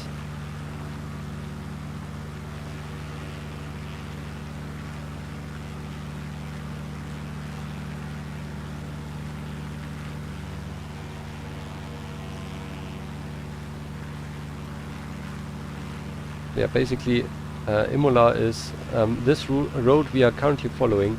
Just go it into the other direction and you will end up at Imola, maybe 10-15 minutes behind Bologna with the plane, maybe 30 minutes with the car. And yeah, the nice landscape is gone. It's back there in the mountains, and we are now in the big flats, and the cars definitely also gain some speed there. There was definitely no roundabout here.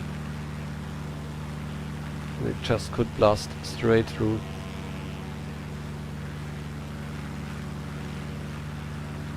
Yeah, they had to call it the Emilia Romagna Grand Prix in the COVID years, because they had the Grand Prix di Italy still, so they couldn't have two in Italy. So they called it the Grand Prix of the Emilia Romagna. Same as we had in Germany the Grand Prix of Europe, or Grand Prix of Luxembourg, as we had the races in Nürburgring and Hockenheim in the same year at some point.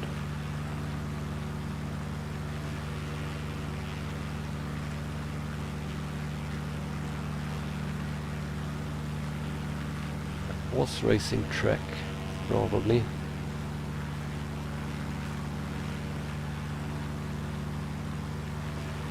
So we're getting closer to Castelfranco Emilia. And I'm just taking a look in my map. There's other interesting things. Yeah, before Castelfranco Emilia, over there, somewhere is so I think this marker probably is Sant'Agata Bolognese, and in Sant'Agata there's a Lamborghini, basically. I was there in the museum, and I must say, it's just a better showroom. Just a very few old cars standing there, no history, everything very clean. This was a bit of a disappointment and way too expensive for what there was to see. So if you're in the region and have limited time, I'd say don't go there. There are many other more interesting things you can take a look at here. And we can already see Modena on the horizon.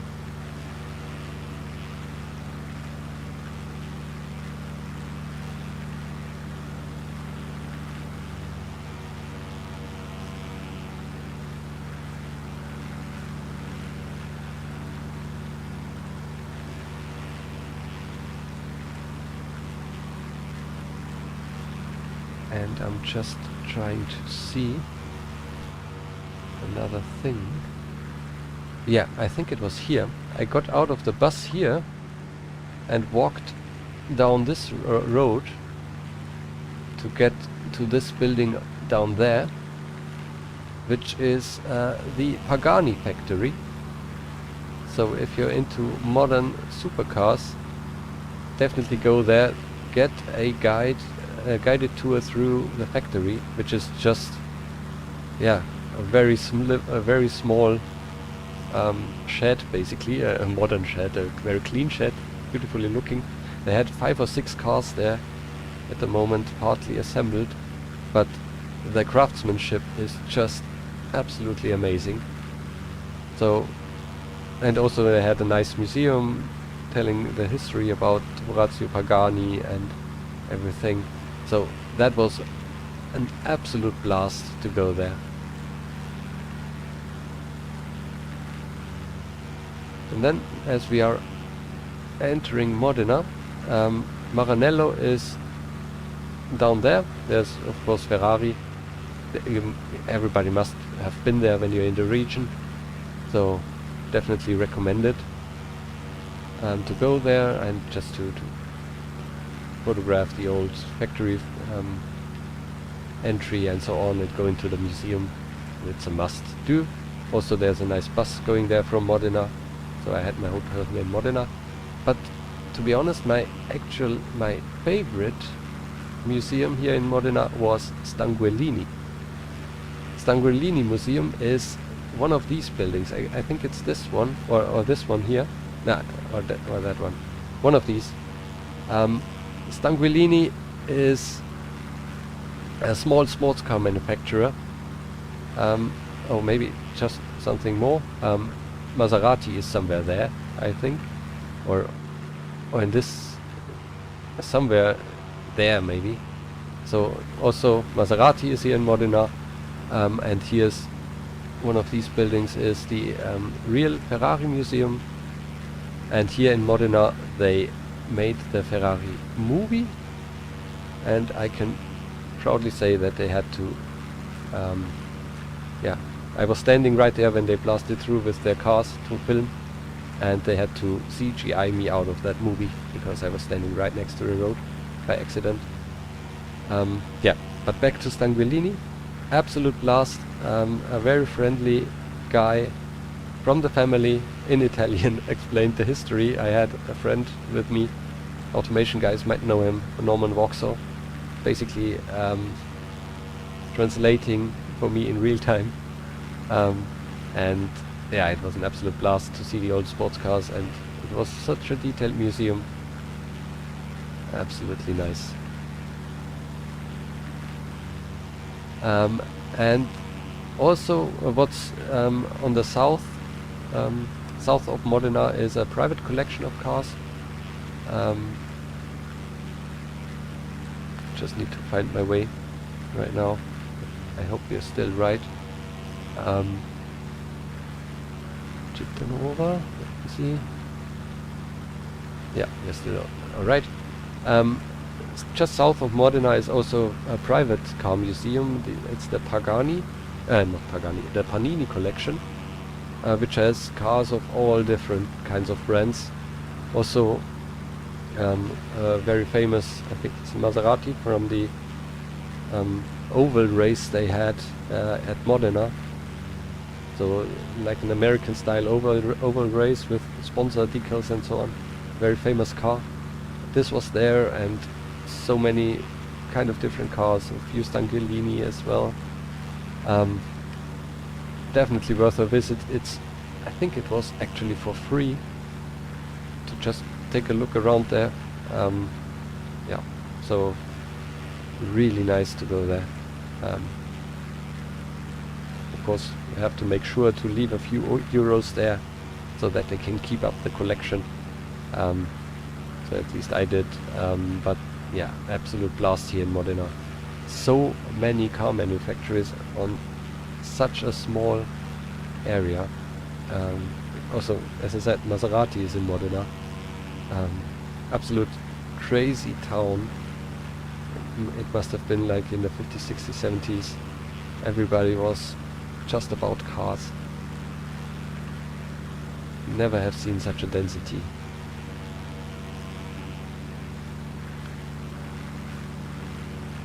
But yeah, we're going further down this road, the SS9. Have reached Rubiera, and our next thing on the road is Reggio Emilia. You can already spot it on the horizon there. And after that it's Parma. Another major milestone. But yeah, you see, we had this crazy mountain pass, and now we are just going down this endless straight roads here again.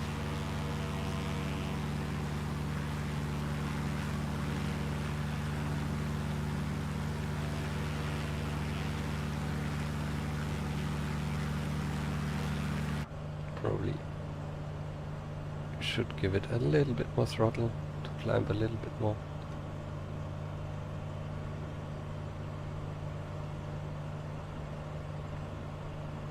Fuel is still at just below 60%, so we are more than safe.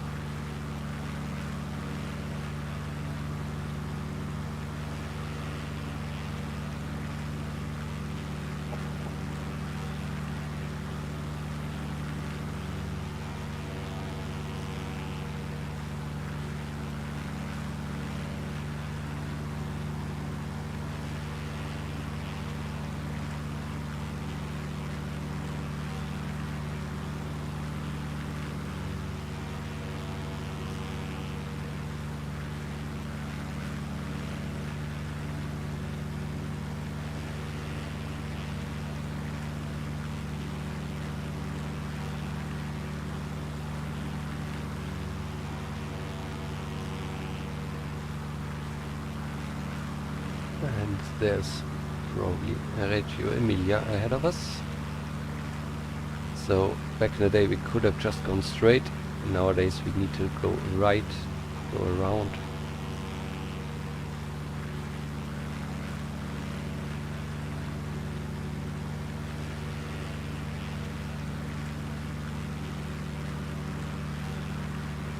And there we are. Another small airport there.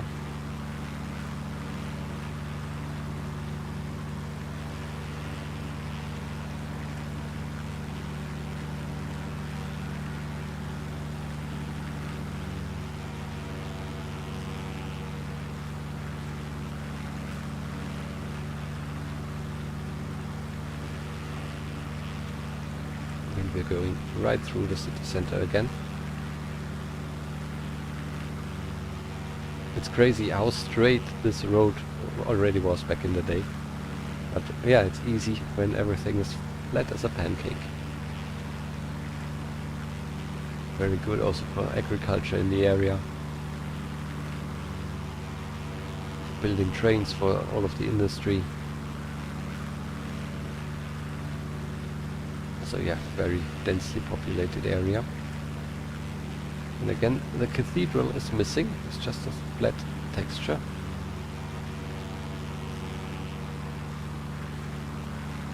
And we are leaving Reggio dell'Emilia and head to Parma.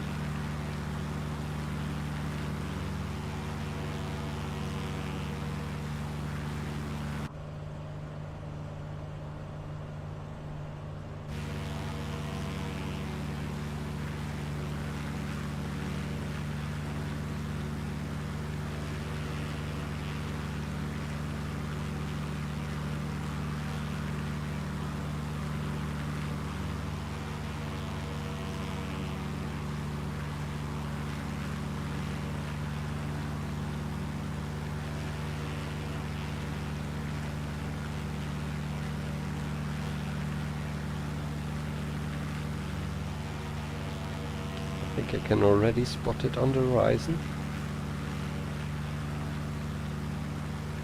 And if you take a look to the right, we can already spot a bit of the hills of the south side of the Alps.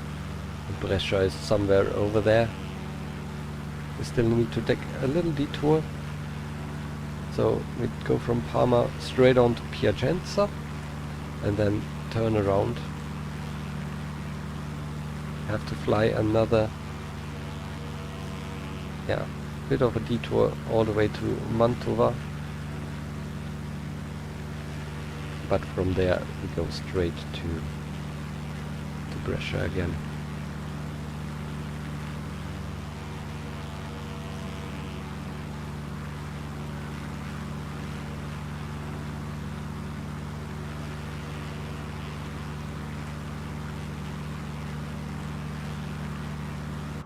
What's our speed doing today? 135 knots. Yesterday I think I was a little bit quicker, and I don't know why. Maybe I just was in a higher gear. Let's turn down propeller speed.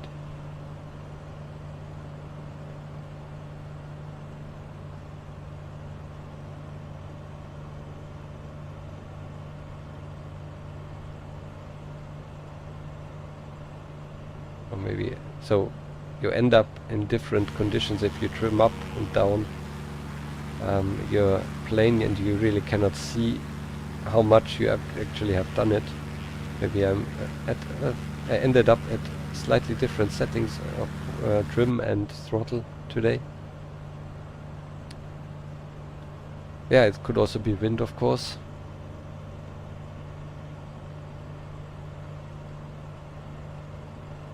You're right.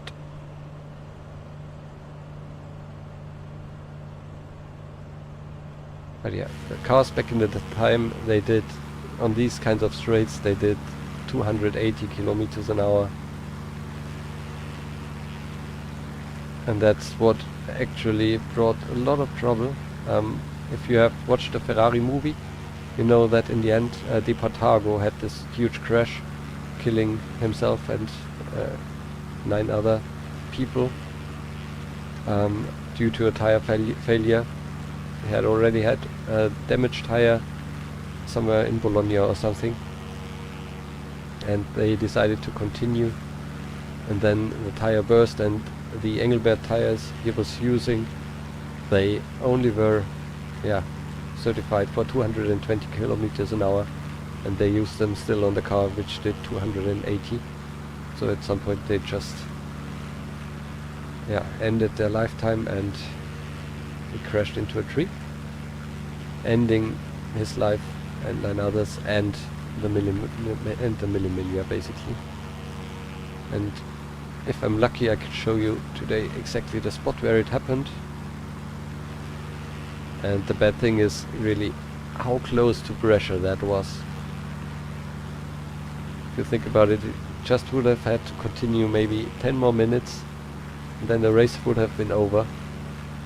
But he had this tire failure right at the end.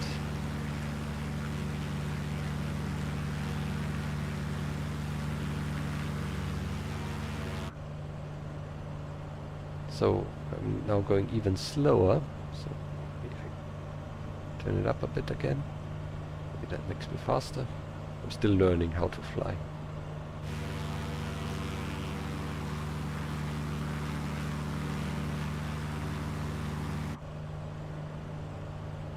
Yeah, I think it's going a bit quicker now again.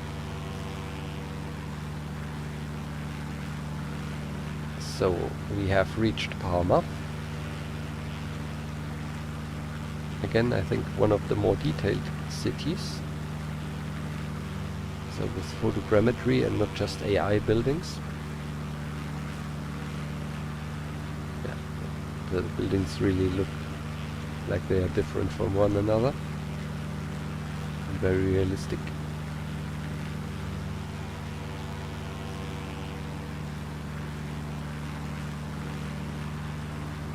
So we just head into the city again,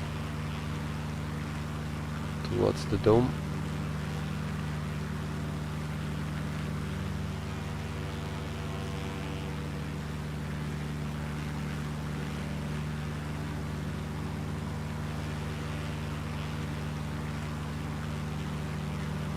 Nice arc there.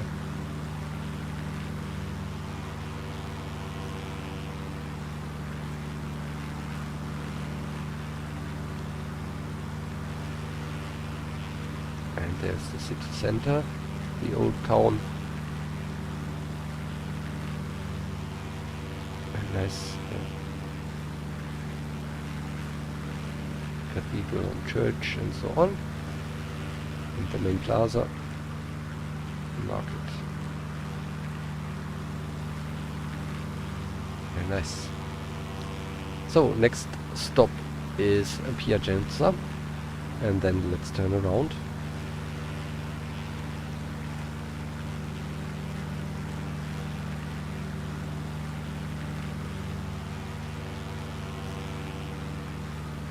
Still two major cities on the way to Piacenza. You can see the first one already.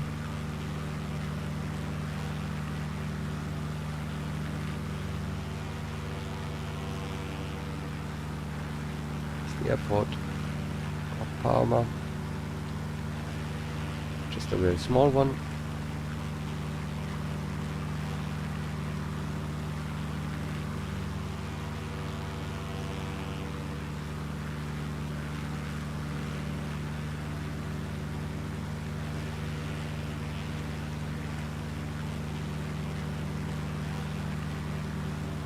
So I think we're definitely 2/3 through of this route today. Maybe 1 hour more flight time.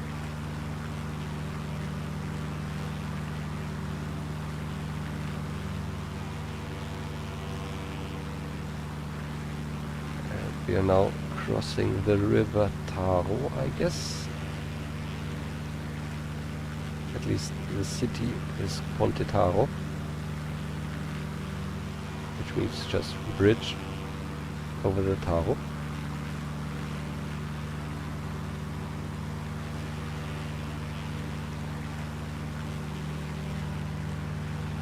Going here out of the mountains towards the big stream, Po, further down into the valley.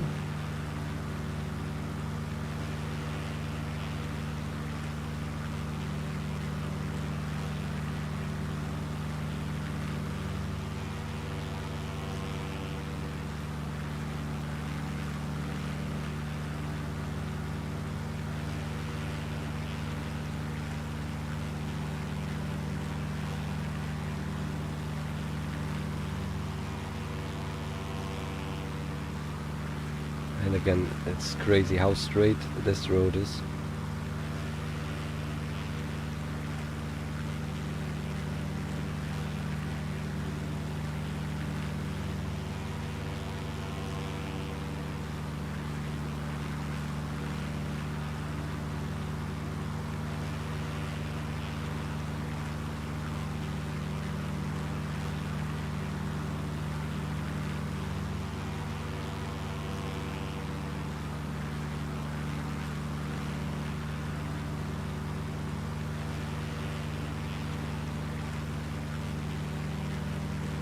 Only nowadays disturbed by the occasional roundabout. You can actually see the tire wear on the road, looks like.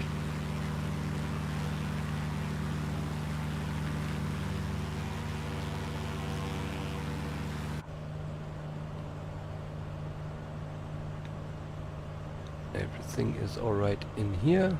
Temperatures are all in the green. Running a bit more than 3000 RPM, still at 135, 33 knots, and about 850 feet.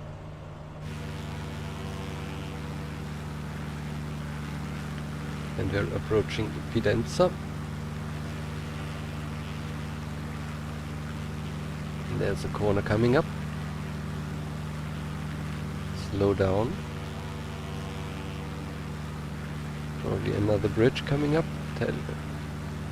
Take a look at the trees there. There must be a small river. Or not, maybe. Don't know.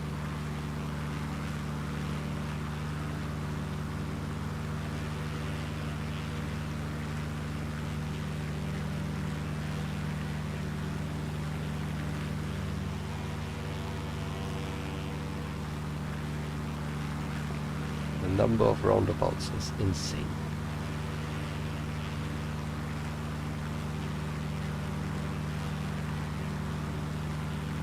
Still, roundabouts are better than anything with traffic lights, so at least you can keep on moving.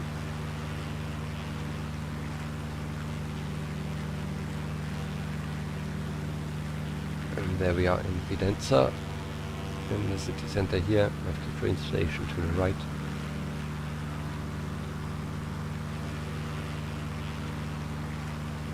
Another one of the smaller towns.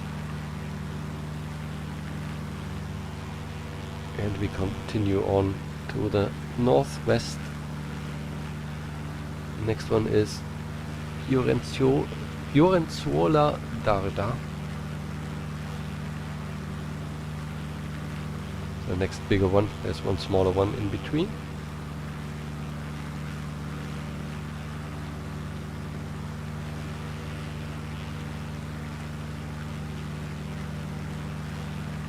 Yeah, sorry that this is Now a bit monotonous here. The road does not do anything different right now, but that's the way the Mille Miglia was. And now imagine having done around 9 or 10 hours of driving in the faster cars already, getting up for starting at 4 or 5 a.m. and then at basically 2 p.m., 3 p.m. having to go down this road at 280 kilometers an hour and not falling asleep. Or not losing concentration. What speed are we doing? It's around 135 knots.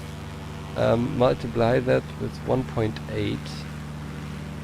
Then we get our actual speed. So we are probably actually slower than they were going.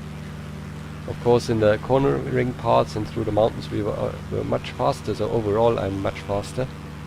But I think I'm just doing 210, 220 kilometers an hour. So they might have been quicker. Oh, 243. So almost as fast as they have been going. But yeah, take a look there. What this means.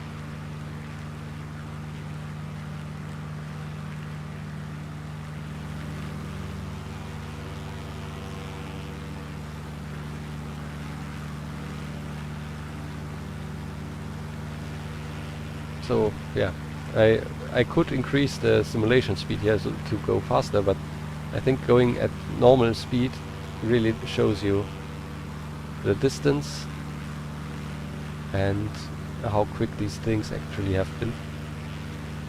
So yeah, and here again, back in the day the road would have gone straight on, so I'm doing that. No roundabout, straight on.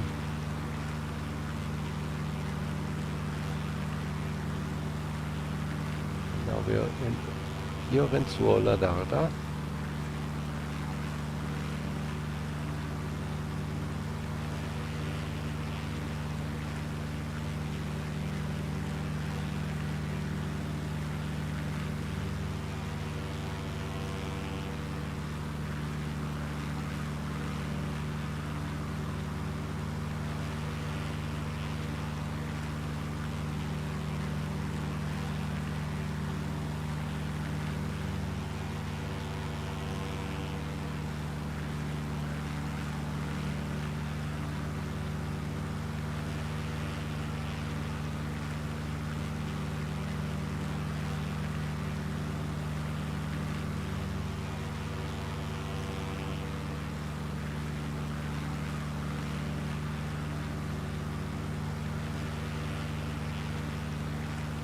And now we have some flooded road here.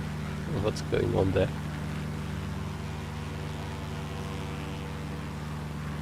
Yeah, few issues.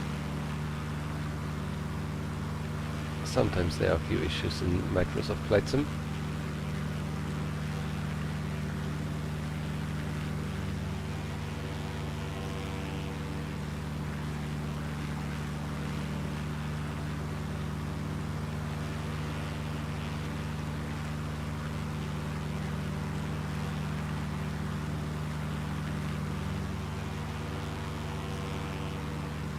And can I already see Piacenza? I think it's the marker which just appeared back there. Yeah, that should be Piacenza.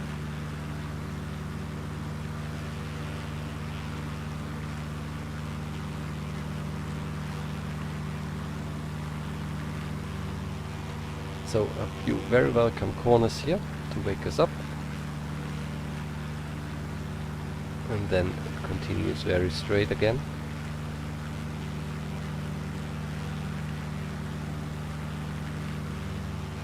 Very interesting that there's here this minor road, a rail line and the highway, and this goes on forever here through the Po Valley.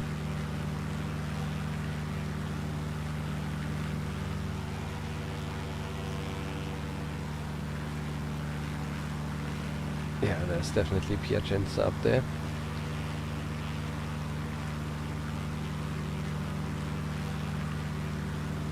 And over there, this is probably Cremona, which we will visit next after Piacenza.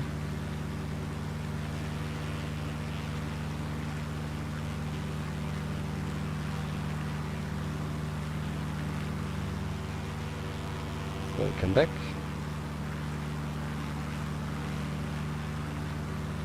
We are definitely in for the end. I'd say maybe 45 minutes more. I guess.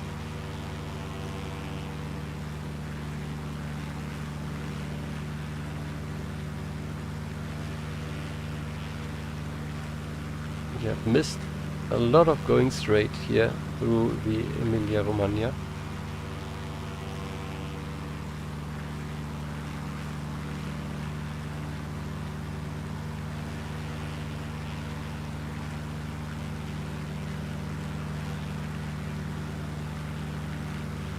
And we are basically at the westernmost point of our trip in Piacenza.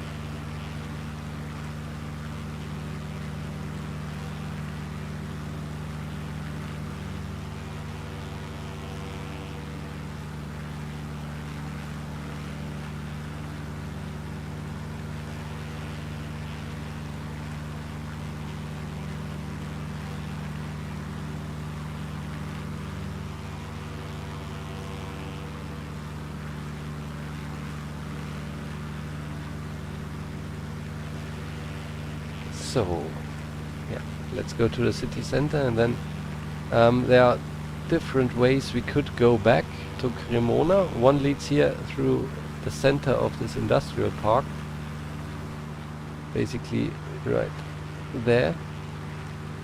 But I guess they crossed the river and took the route down there. So this is a guess. I'm not 100% sure. But it looks like the more logical route to me.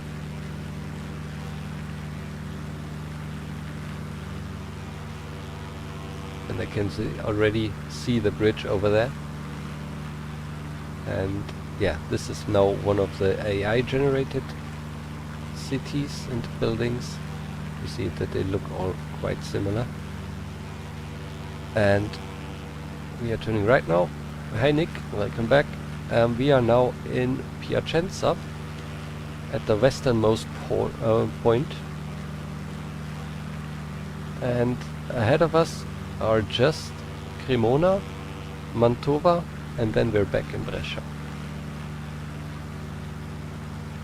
So we're now crossing the river. This is the Po, the main stream to Italy, and we go here towards this village, San Rocco al Porto, yeah, and we will continue. Probably the actual old road was somewhere here, going through the city center, and then head out here again.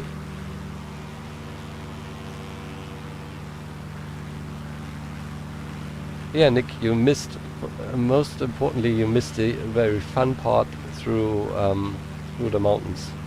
So feel free to jump back once you are done. So the part between Rome and Firenze and Bologna, that was my favorite part of the whole trip.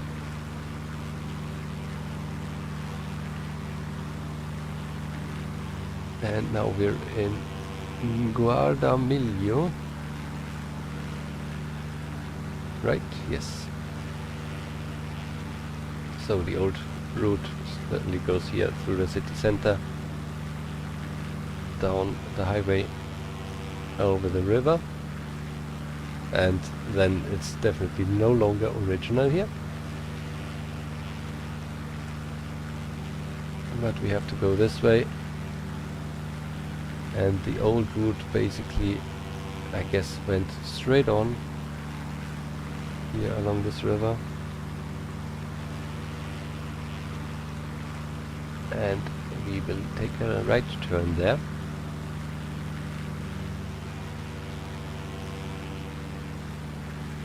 Towards Codogno. Yeah, there it is.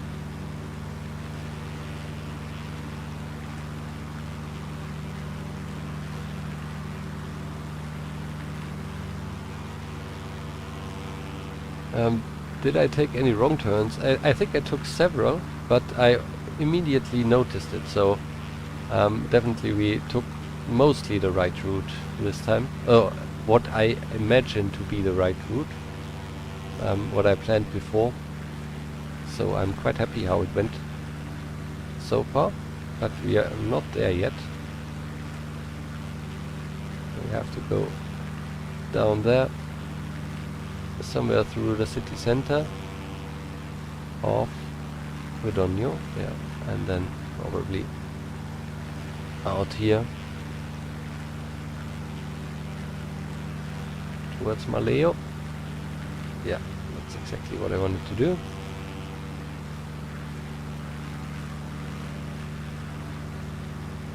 Yeah, Joachim, I agree, it felt very natural, as long as you don't know better. It was alright, I guess, but I'm looking forward to maybe get a few viewers who know more about the Mille Miglia and have done this thing here on a map before and might tell me where I have done wrong. I think there are sometimes a few different routes you could have taken, so I wouldn't I wouldn't be mad if I wouldn't have met the right stuff all of the time. So I'm just checking where we need to go right now. I guess it is this road here.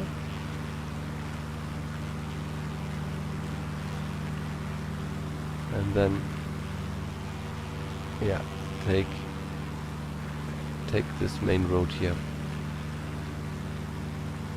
Probably, I'm not sure if this road here on the right already existed, or if they basically went down there over the old bridge, down here, maybe like this,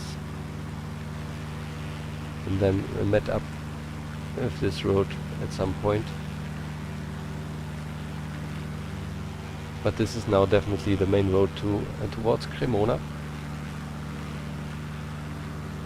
Yeah, I guess they were more on this road over here.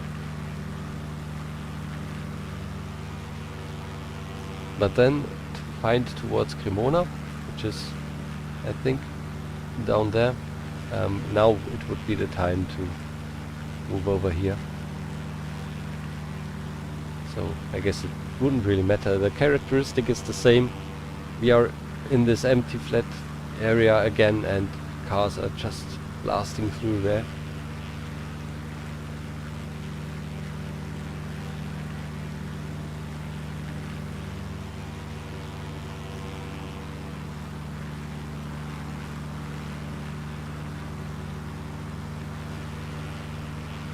And Brescia is somewhere over there. So we fly a little triangle towards Mantova and then we go back. If I were to drive this in real life, which car would I take? Oh, I would, if I had unlimited budget and the possibility to drive any car, I would probably take one of the Ferraris that won this kind of event. So, although I'm not very safe in my knowledge which car won the event when, I probably would take a Ferrari 375 Mille Miglia to have the full experience. I know this will never happen, but I guess that would be quite nice. For something a bit slower, you could also take a Porsche 550 Spider, which was commonly driven there. Might also be interesting. Something lightweight, a bit more easy to operate. Well, definitely something from the 50s area, I think. I mean, the first race was done in 1927, I guess. I'm not into the pre-war car stuff too much. And I think this is more work than actually enjoying driving back in the day. So should have been some mid-50s car from my point of view.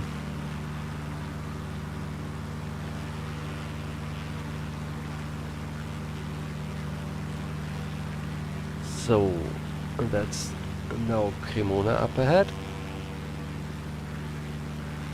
Yeah, Alpha 8C I think is basically pre-war technology, right? Still raced after the war as well. Yeah, definitely they had a pain in the ass gearbox. Then probably the Carrera Panamericana would be better, because their era correct car would have been some American limousine with automatic gearbox. They definitely drove the automatics there. But yeah, then you have some big battleship under your ass and have to drive that. Not a fan. Jaguar D-Type. Yeah, I probably I need to do my research. I don't know if one of the Guardinis actually participated here. Might also take a Guardini, or, as I'm a big fan also of Stanguellini, maybe a Stanguellini. Yeah, something very obscure. So this is now Cremona, and I need to find the right exit here towards Mantova. But I guess it's pretty easy. You just follow this ring road and take a left turn here at this big plaza here, this big intersection.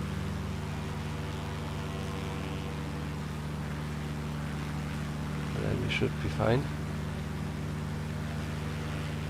San Felice sounds about right.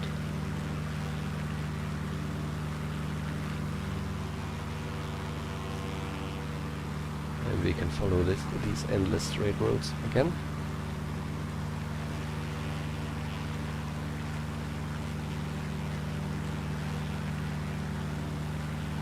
Yeah, the D-Type definitely would be good here on the straights.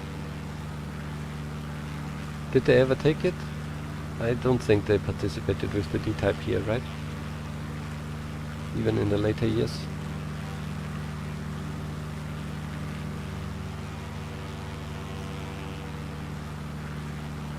Because they should have been very successful with it, if it was reliable enough.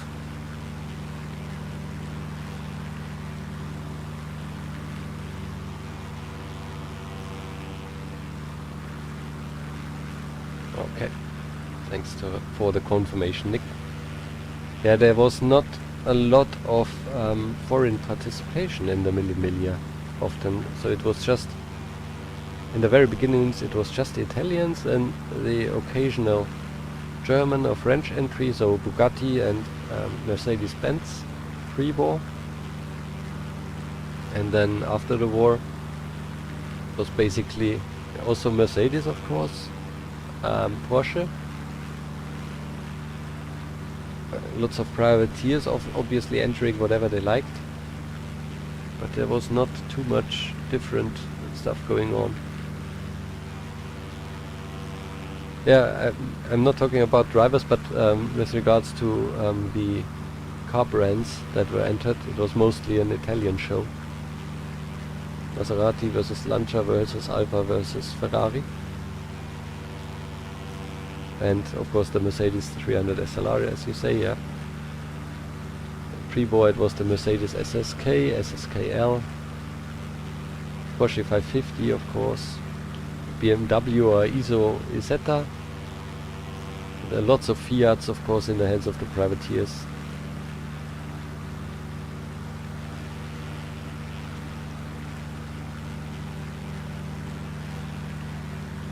Yeah, Le Mans was the more prestigious race anyway, but it was also a very different kind of race. It's not a road race per se, even though it was done on public roads. I would rather compare Targa Florio and Mille Miglia, and even there, even though the Targa Florio was on a remote island there in Sicily, they had much higher class participation from my point of view.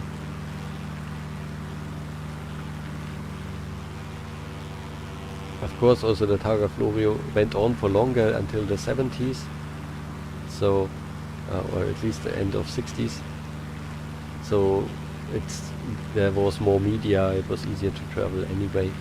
So that's why probably it is in our minds as the more prestigious event. But yeah, the Mille Miglia was a huge event with millions of spectators, but I don't know why the big manufacturers didn't come so often there, even though it was a part of the World Sports Car Championship as well. So, don't know. At least in some years.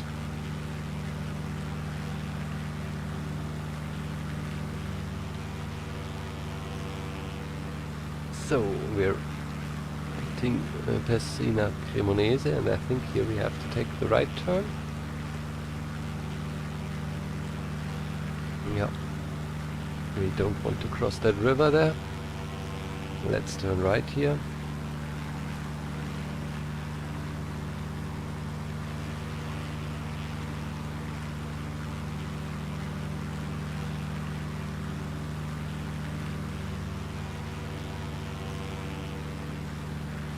And that town over there might already be Mantova, our last major milestone.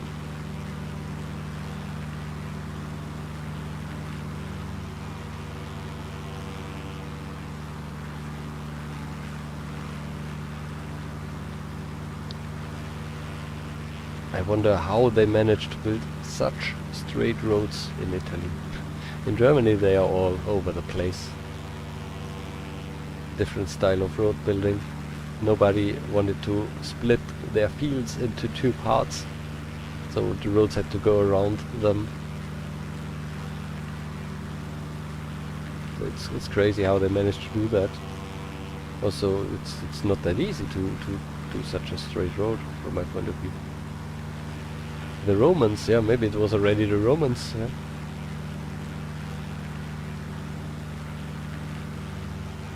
Wonder how many of these roads are already going back to the Romans.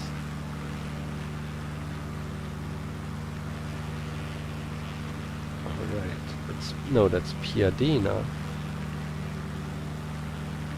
Yeah, I was wrong on my map, but we are on the right route. Piadina is first, and then there's still some way to Mantova. Sorry for announcing it too early, but Mantova is quite a way still. So from Cremona we're about halfway now to Mantova.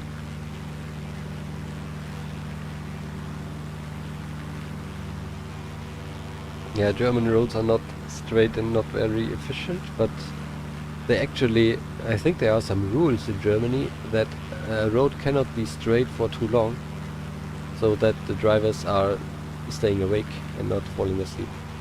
So things like in the US or like here, that roads just go on for 10 kilometers straight ahead.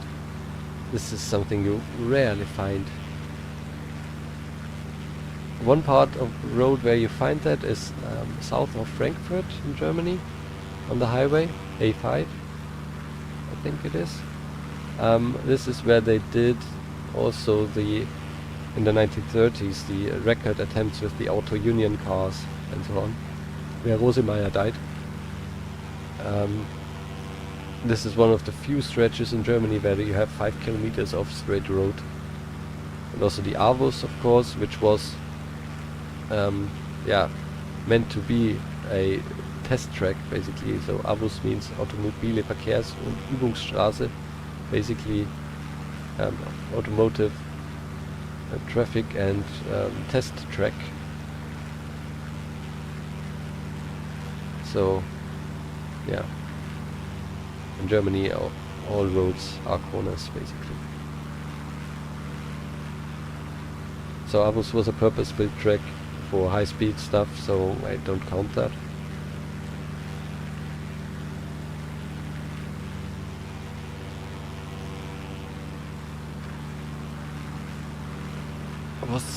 Was not already a public road. I think it was built for the purpose of being a test track and race track.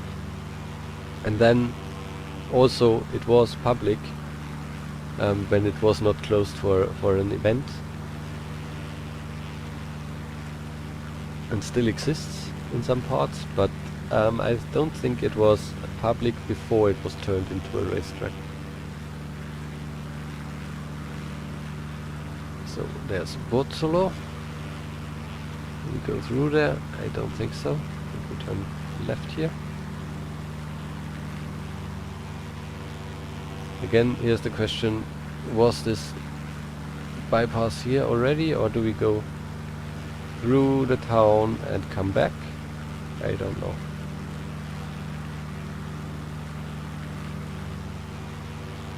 Yeah, Brooklyn's very old, very famous.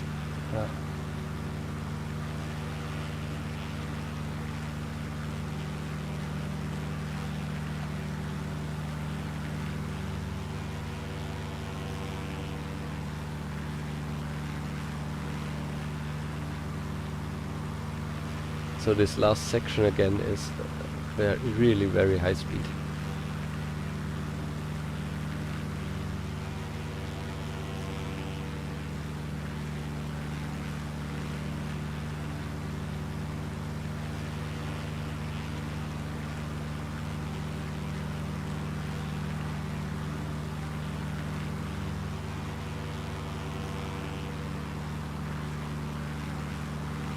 And I guess Mantova is somewhere there at this green patch. So we are getting very close now.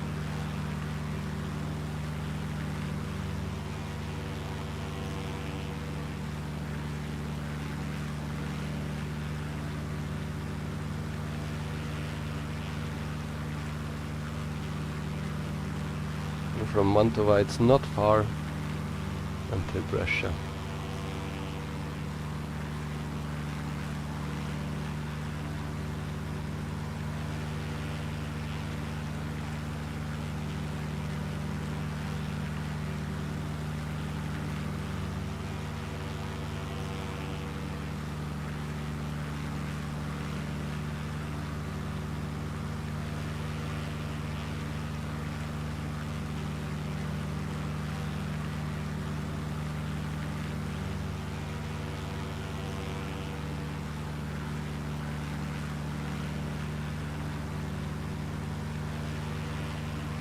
So there's Ospitaletto, which is alright. I was just at my map quickly to make sure that I find the place where the Portago had the huge crash, ending the Mille Miglia. And there's actually a monument there. So I try to find it here from the airplane.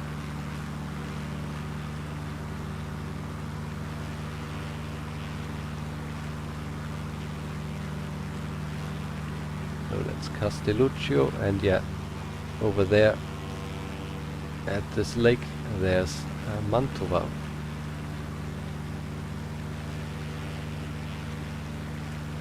We have to turn a bit of a right turn someplace here.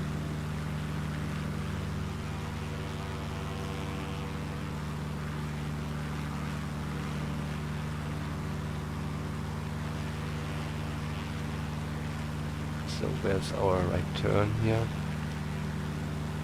Yeah, it's probably here, going along this canal.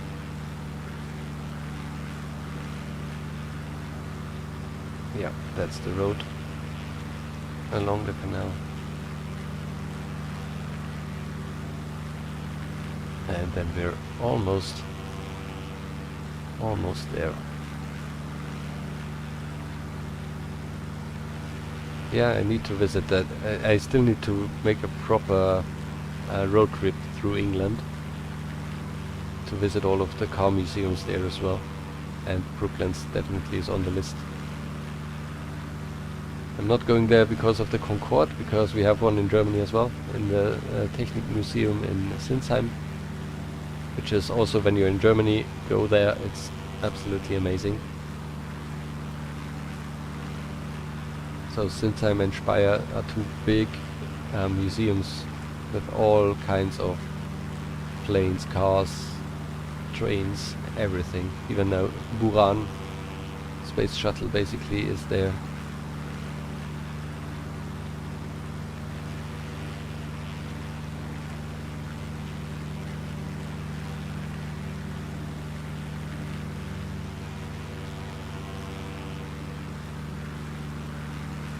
So, there's Mantova. And we will then cross this bridge here, or it's not a bridge, it's kind of a dam, and go back to Brescia.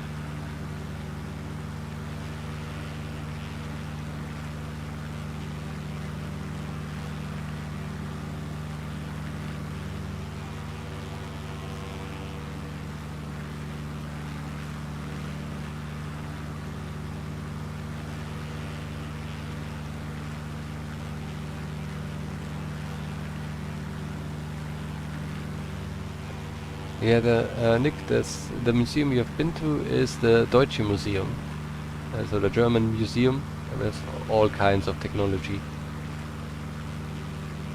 Also very nice, yeah. So let's go through the city center of Mantova here, and then turn all the way here around along the rail tracks, go over the dam.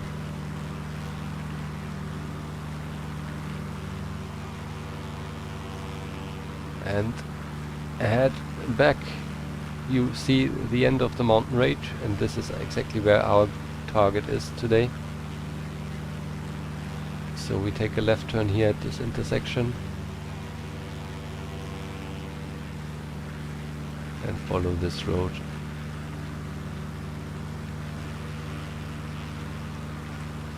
Is there scale in this game, or is it 1-to-1? It's 1-to-1, and you can go to any place in the world.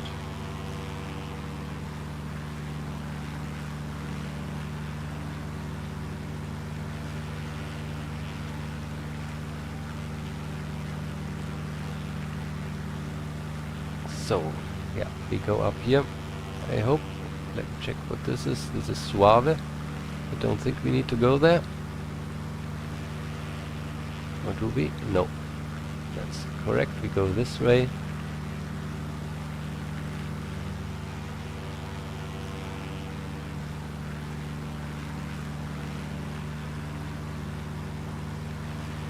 Probably the old road would be going here into the city. You still see parts of the old road here, where they have bypassed it with the roundabout. Go into the city. Maybe even not go down there, but go really through the city somewhere. Yeah, probably down there. And then out of here again.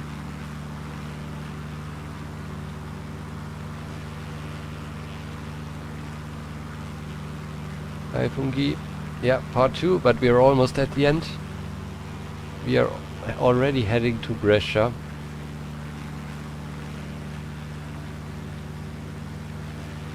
We're almost there. I'm throttling down again so that we lose some altitude. So the only thing left basically is I want to find the place where the Portago crashed in 1957, where there's a monument. Just 10 minutes before Brescia, where he killed himself and 9 other people due to a tire failure probably, and that ended basically the Mille Miglia as it was in 1957, and there is currently a monument there, and I want to find that. And then we do the remaining few minutes until the edge of the mountains there to Brescia. back to the Piazza della Vittoria.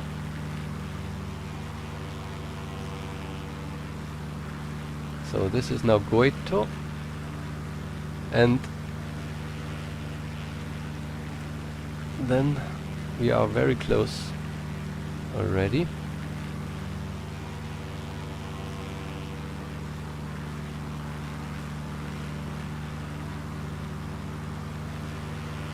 Turn around here a little bit and then go through the roundabout there. Up here. And then there's Celongo. So here they said the cars had to slow down a bit, and then it was another high-speed run, 5 kilometers of straight, and there after Celongo it happened. The Portago's tire burst. He hit a tree. His car was catapulted into the spectators, killing several locals. But still, we have to pass Celongo here.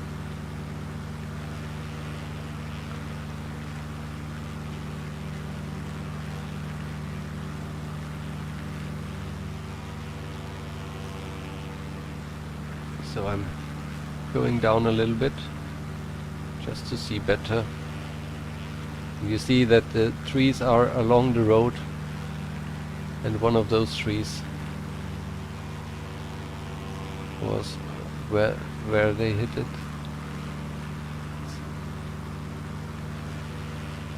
So not here yet. This is Contino. Then there's this bit, and I believe the monument is here right after this building. This is where Di Portago and his Ferrari crashed into the crowd, and we can almost see Brescia there. So the marker down there, this is probably Brescia, so close to the finish. Yep, here this white spot, this is where the monument is, reminding of the victims of the Mille Miglia. Yeah, the white spot there.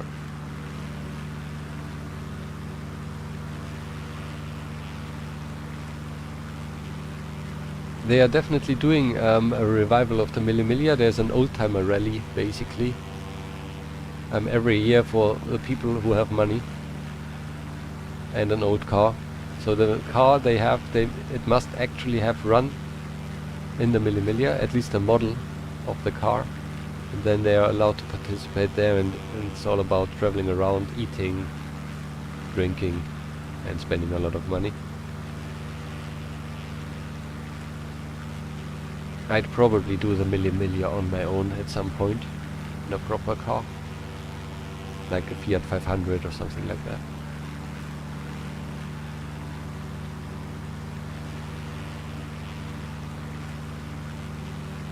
Yeah, Good Road Revival is also one thing I would like to visit at some point, but also that is so expensive. So we went through Guidizzolo now.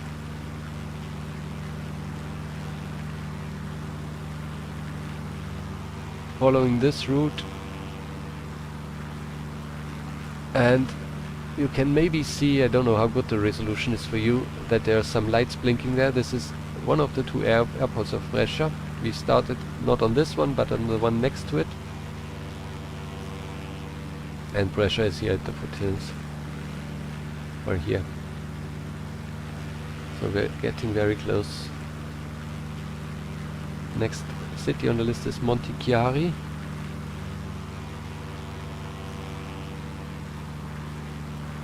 And then we're basically there. And I guess this road here might not be what they took. Maybe they went straight ahead here. Looks like this is an older road.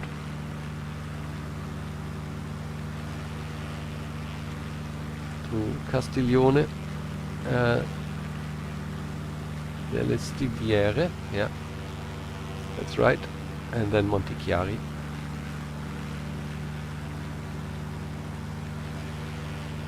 Thanks for getting by in Civexo. Sorry that you have to go so short before the end, but yeah, till next time. Bye bye.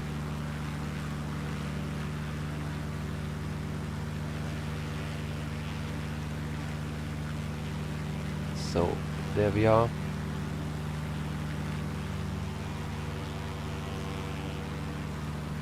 Going through here.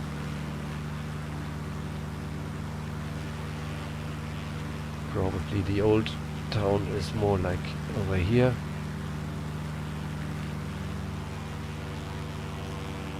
And the old road. And then a left turn.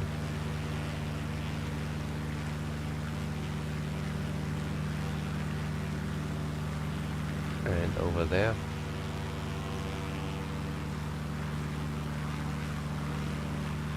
And through this industrial area there.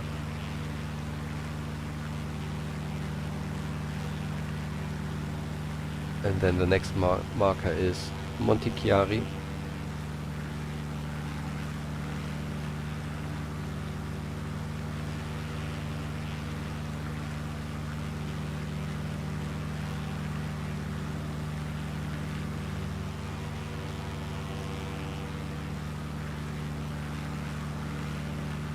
There it pops up.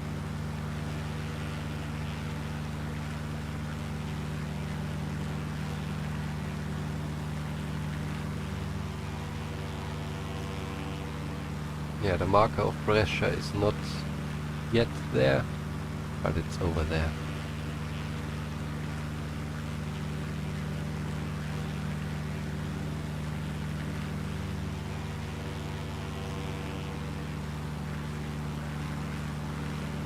So very happy with how this went today. Glad that we found the route without any major mistake. What does the fuel level say? Still 40%, so we definitely did far more than half of the route yesterday.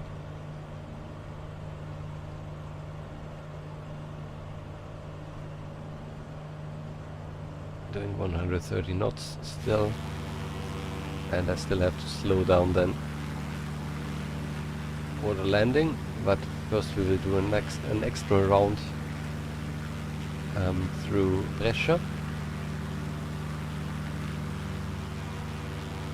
and over there's the airport where we started from yesterday, and this is where I will fly back.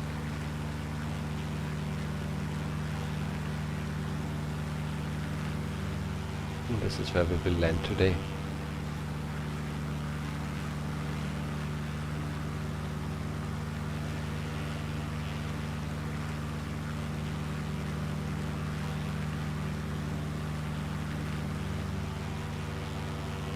So yeah, what's the right road now? Is it the one? Yeah, I think we're on the right road.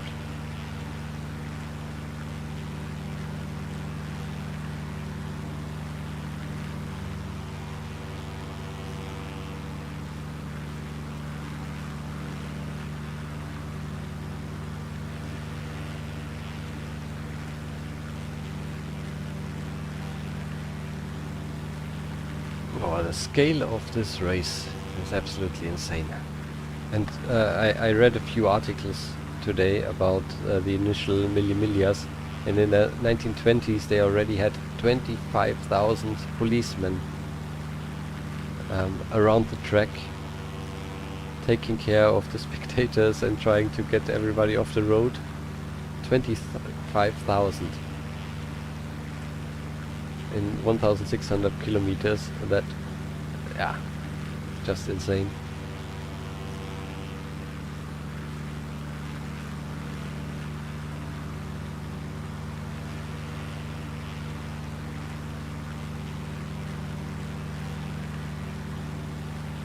Oh, we're already there. It's not over there. It is here.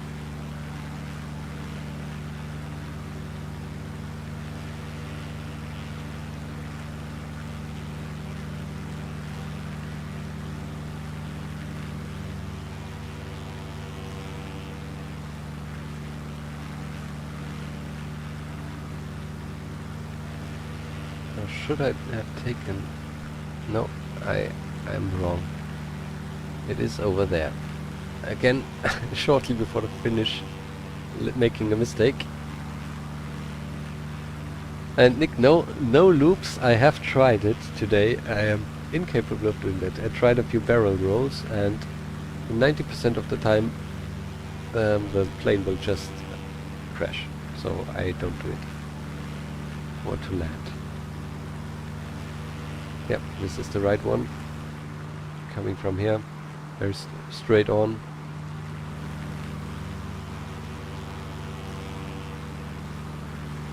There's already one of the towers we have seen earlier. Somewhere between those two markers there's the Piazza della Vittoria.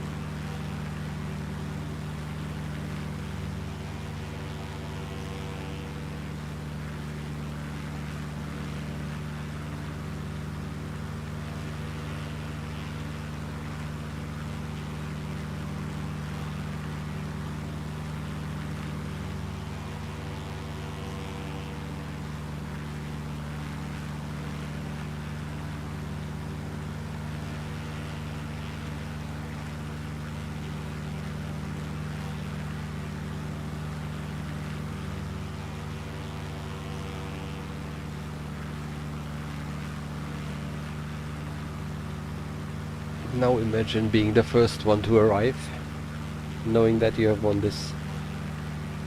Thousands of people lining the streets here. 4 kilometers to go. What kind of altitude can this plane reach? I have no idea. Would have needed to look it up. Definitely a lot higher than I went today, but definitely also not very high. This is just very basic plane. So today we reached 4,000 something feet. That was definitely alright. Maybe 7,000, 8,000. Don't know. But yeah, there we are, entering Brescia, and again we are looking for the highest tower at the Piazza della Vittoria, and it is right there. This is our finish line. Don't know if it was right there in reality, but this is definitely the plaza where it started. So we are going all the way there, across the plaza, across the Piazza della Vittoria here, and we are finished. Whoop whoop. Quite a journey through beautiful Italy. Absolutely amazing. I know some of the parts were a bit boring, maybe because it was just straight roads, but that's the reality of the show, and that's why it was so dangerous, because the cars reached speeds where every single mechanical failure would mean death. And yeah, mechanical failures back in the day were common. That's just the way it is.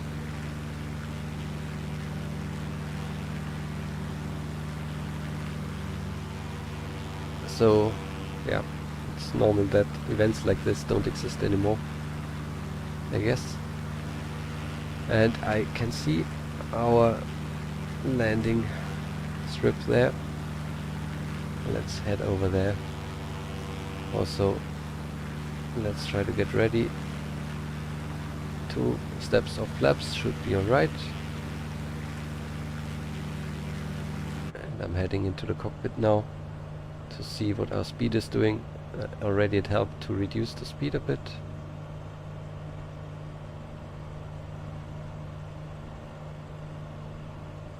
Also, I will now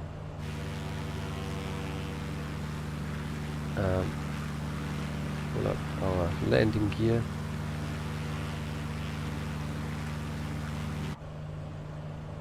Should further increase drag, will increase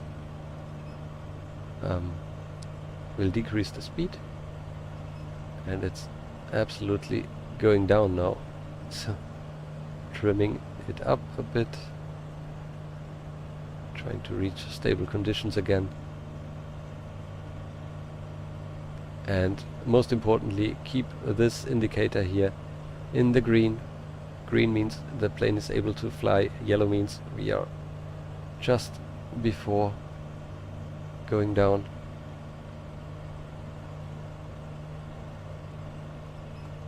Still trimming a little bit up.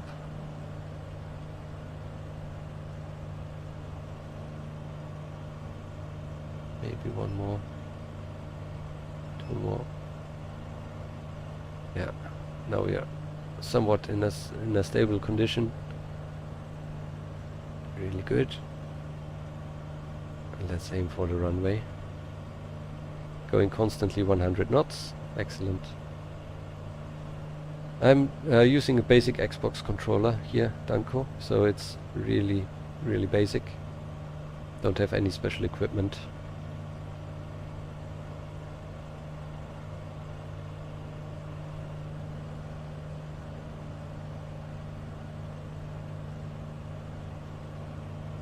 Alright. The altitude indicators say I'm a little bit too high, I think. Or just about right. I don't know if they should be all white or not, but we're coming down really nicely. Can throttle down already a little bit.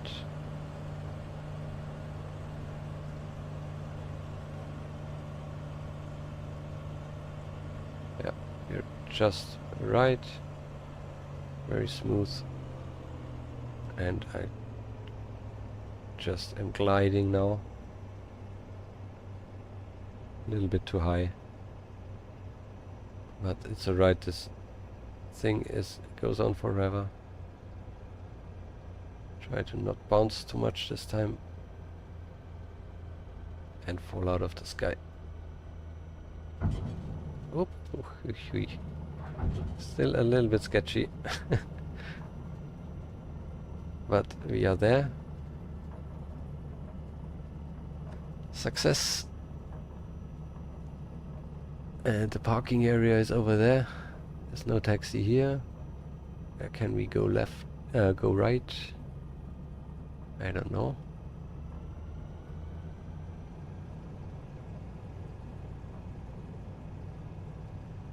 Just need to find a parking space.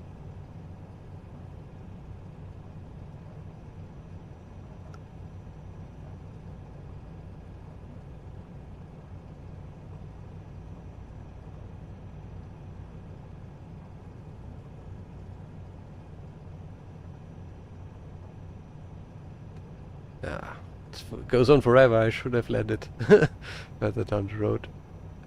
So I will now go there, no matter if I'm allowed to go there or not. Probably I'm not allowed. The X probably tells that.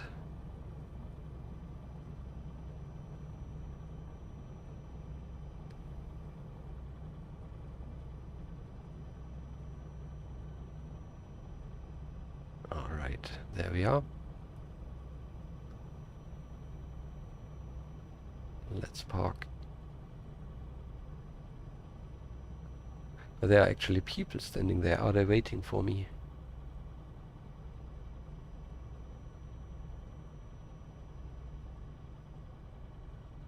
Probably.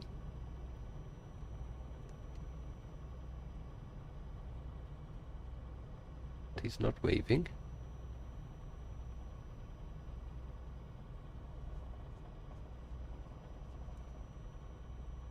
So, yeah. Let's park here, I guess. Parking brake engaged. No. This is parking brake engaged. And then we pull this one to lean out the mixture. And we're stationary. Alright. That was it with our little Piaggio, our little Vespa. thank you all for being here.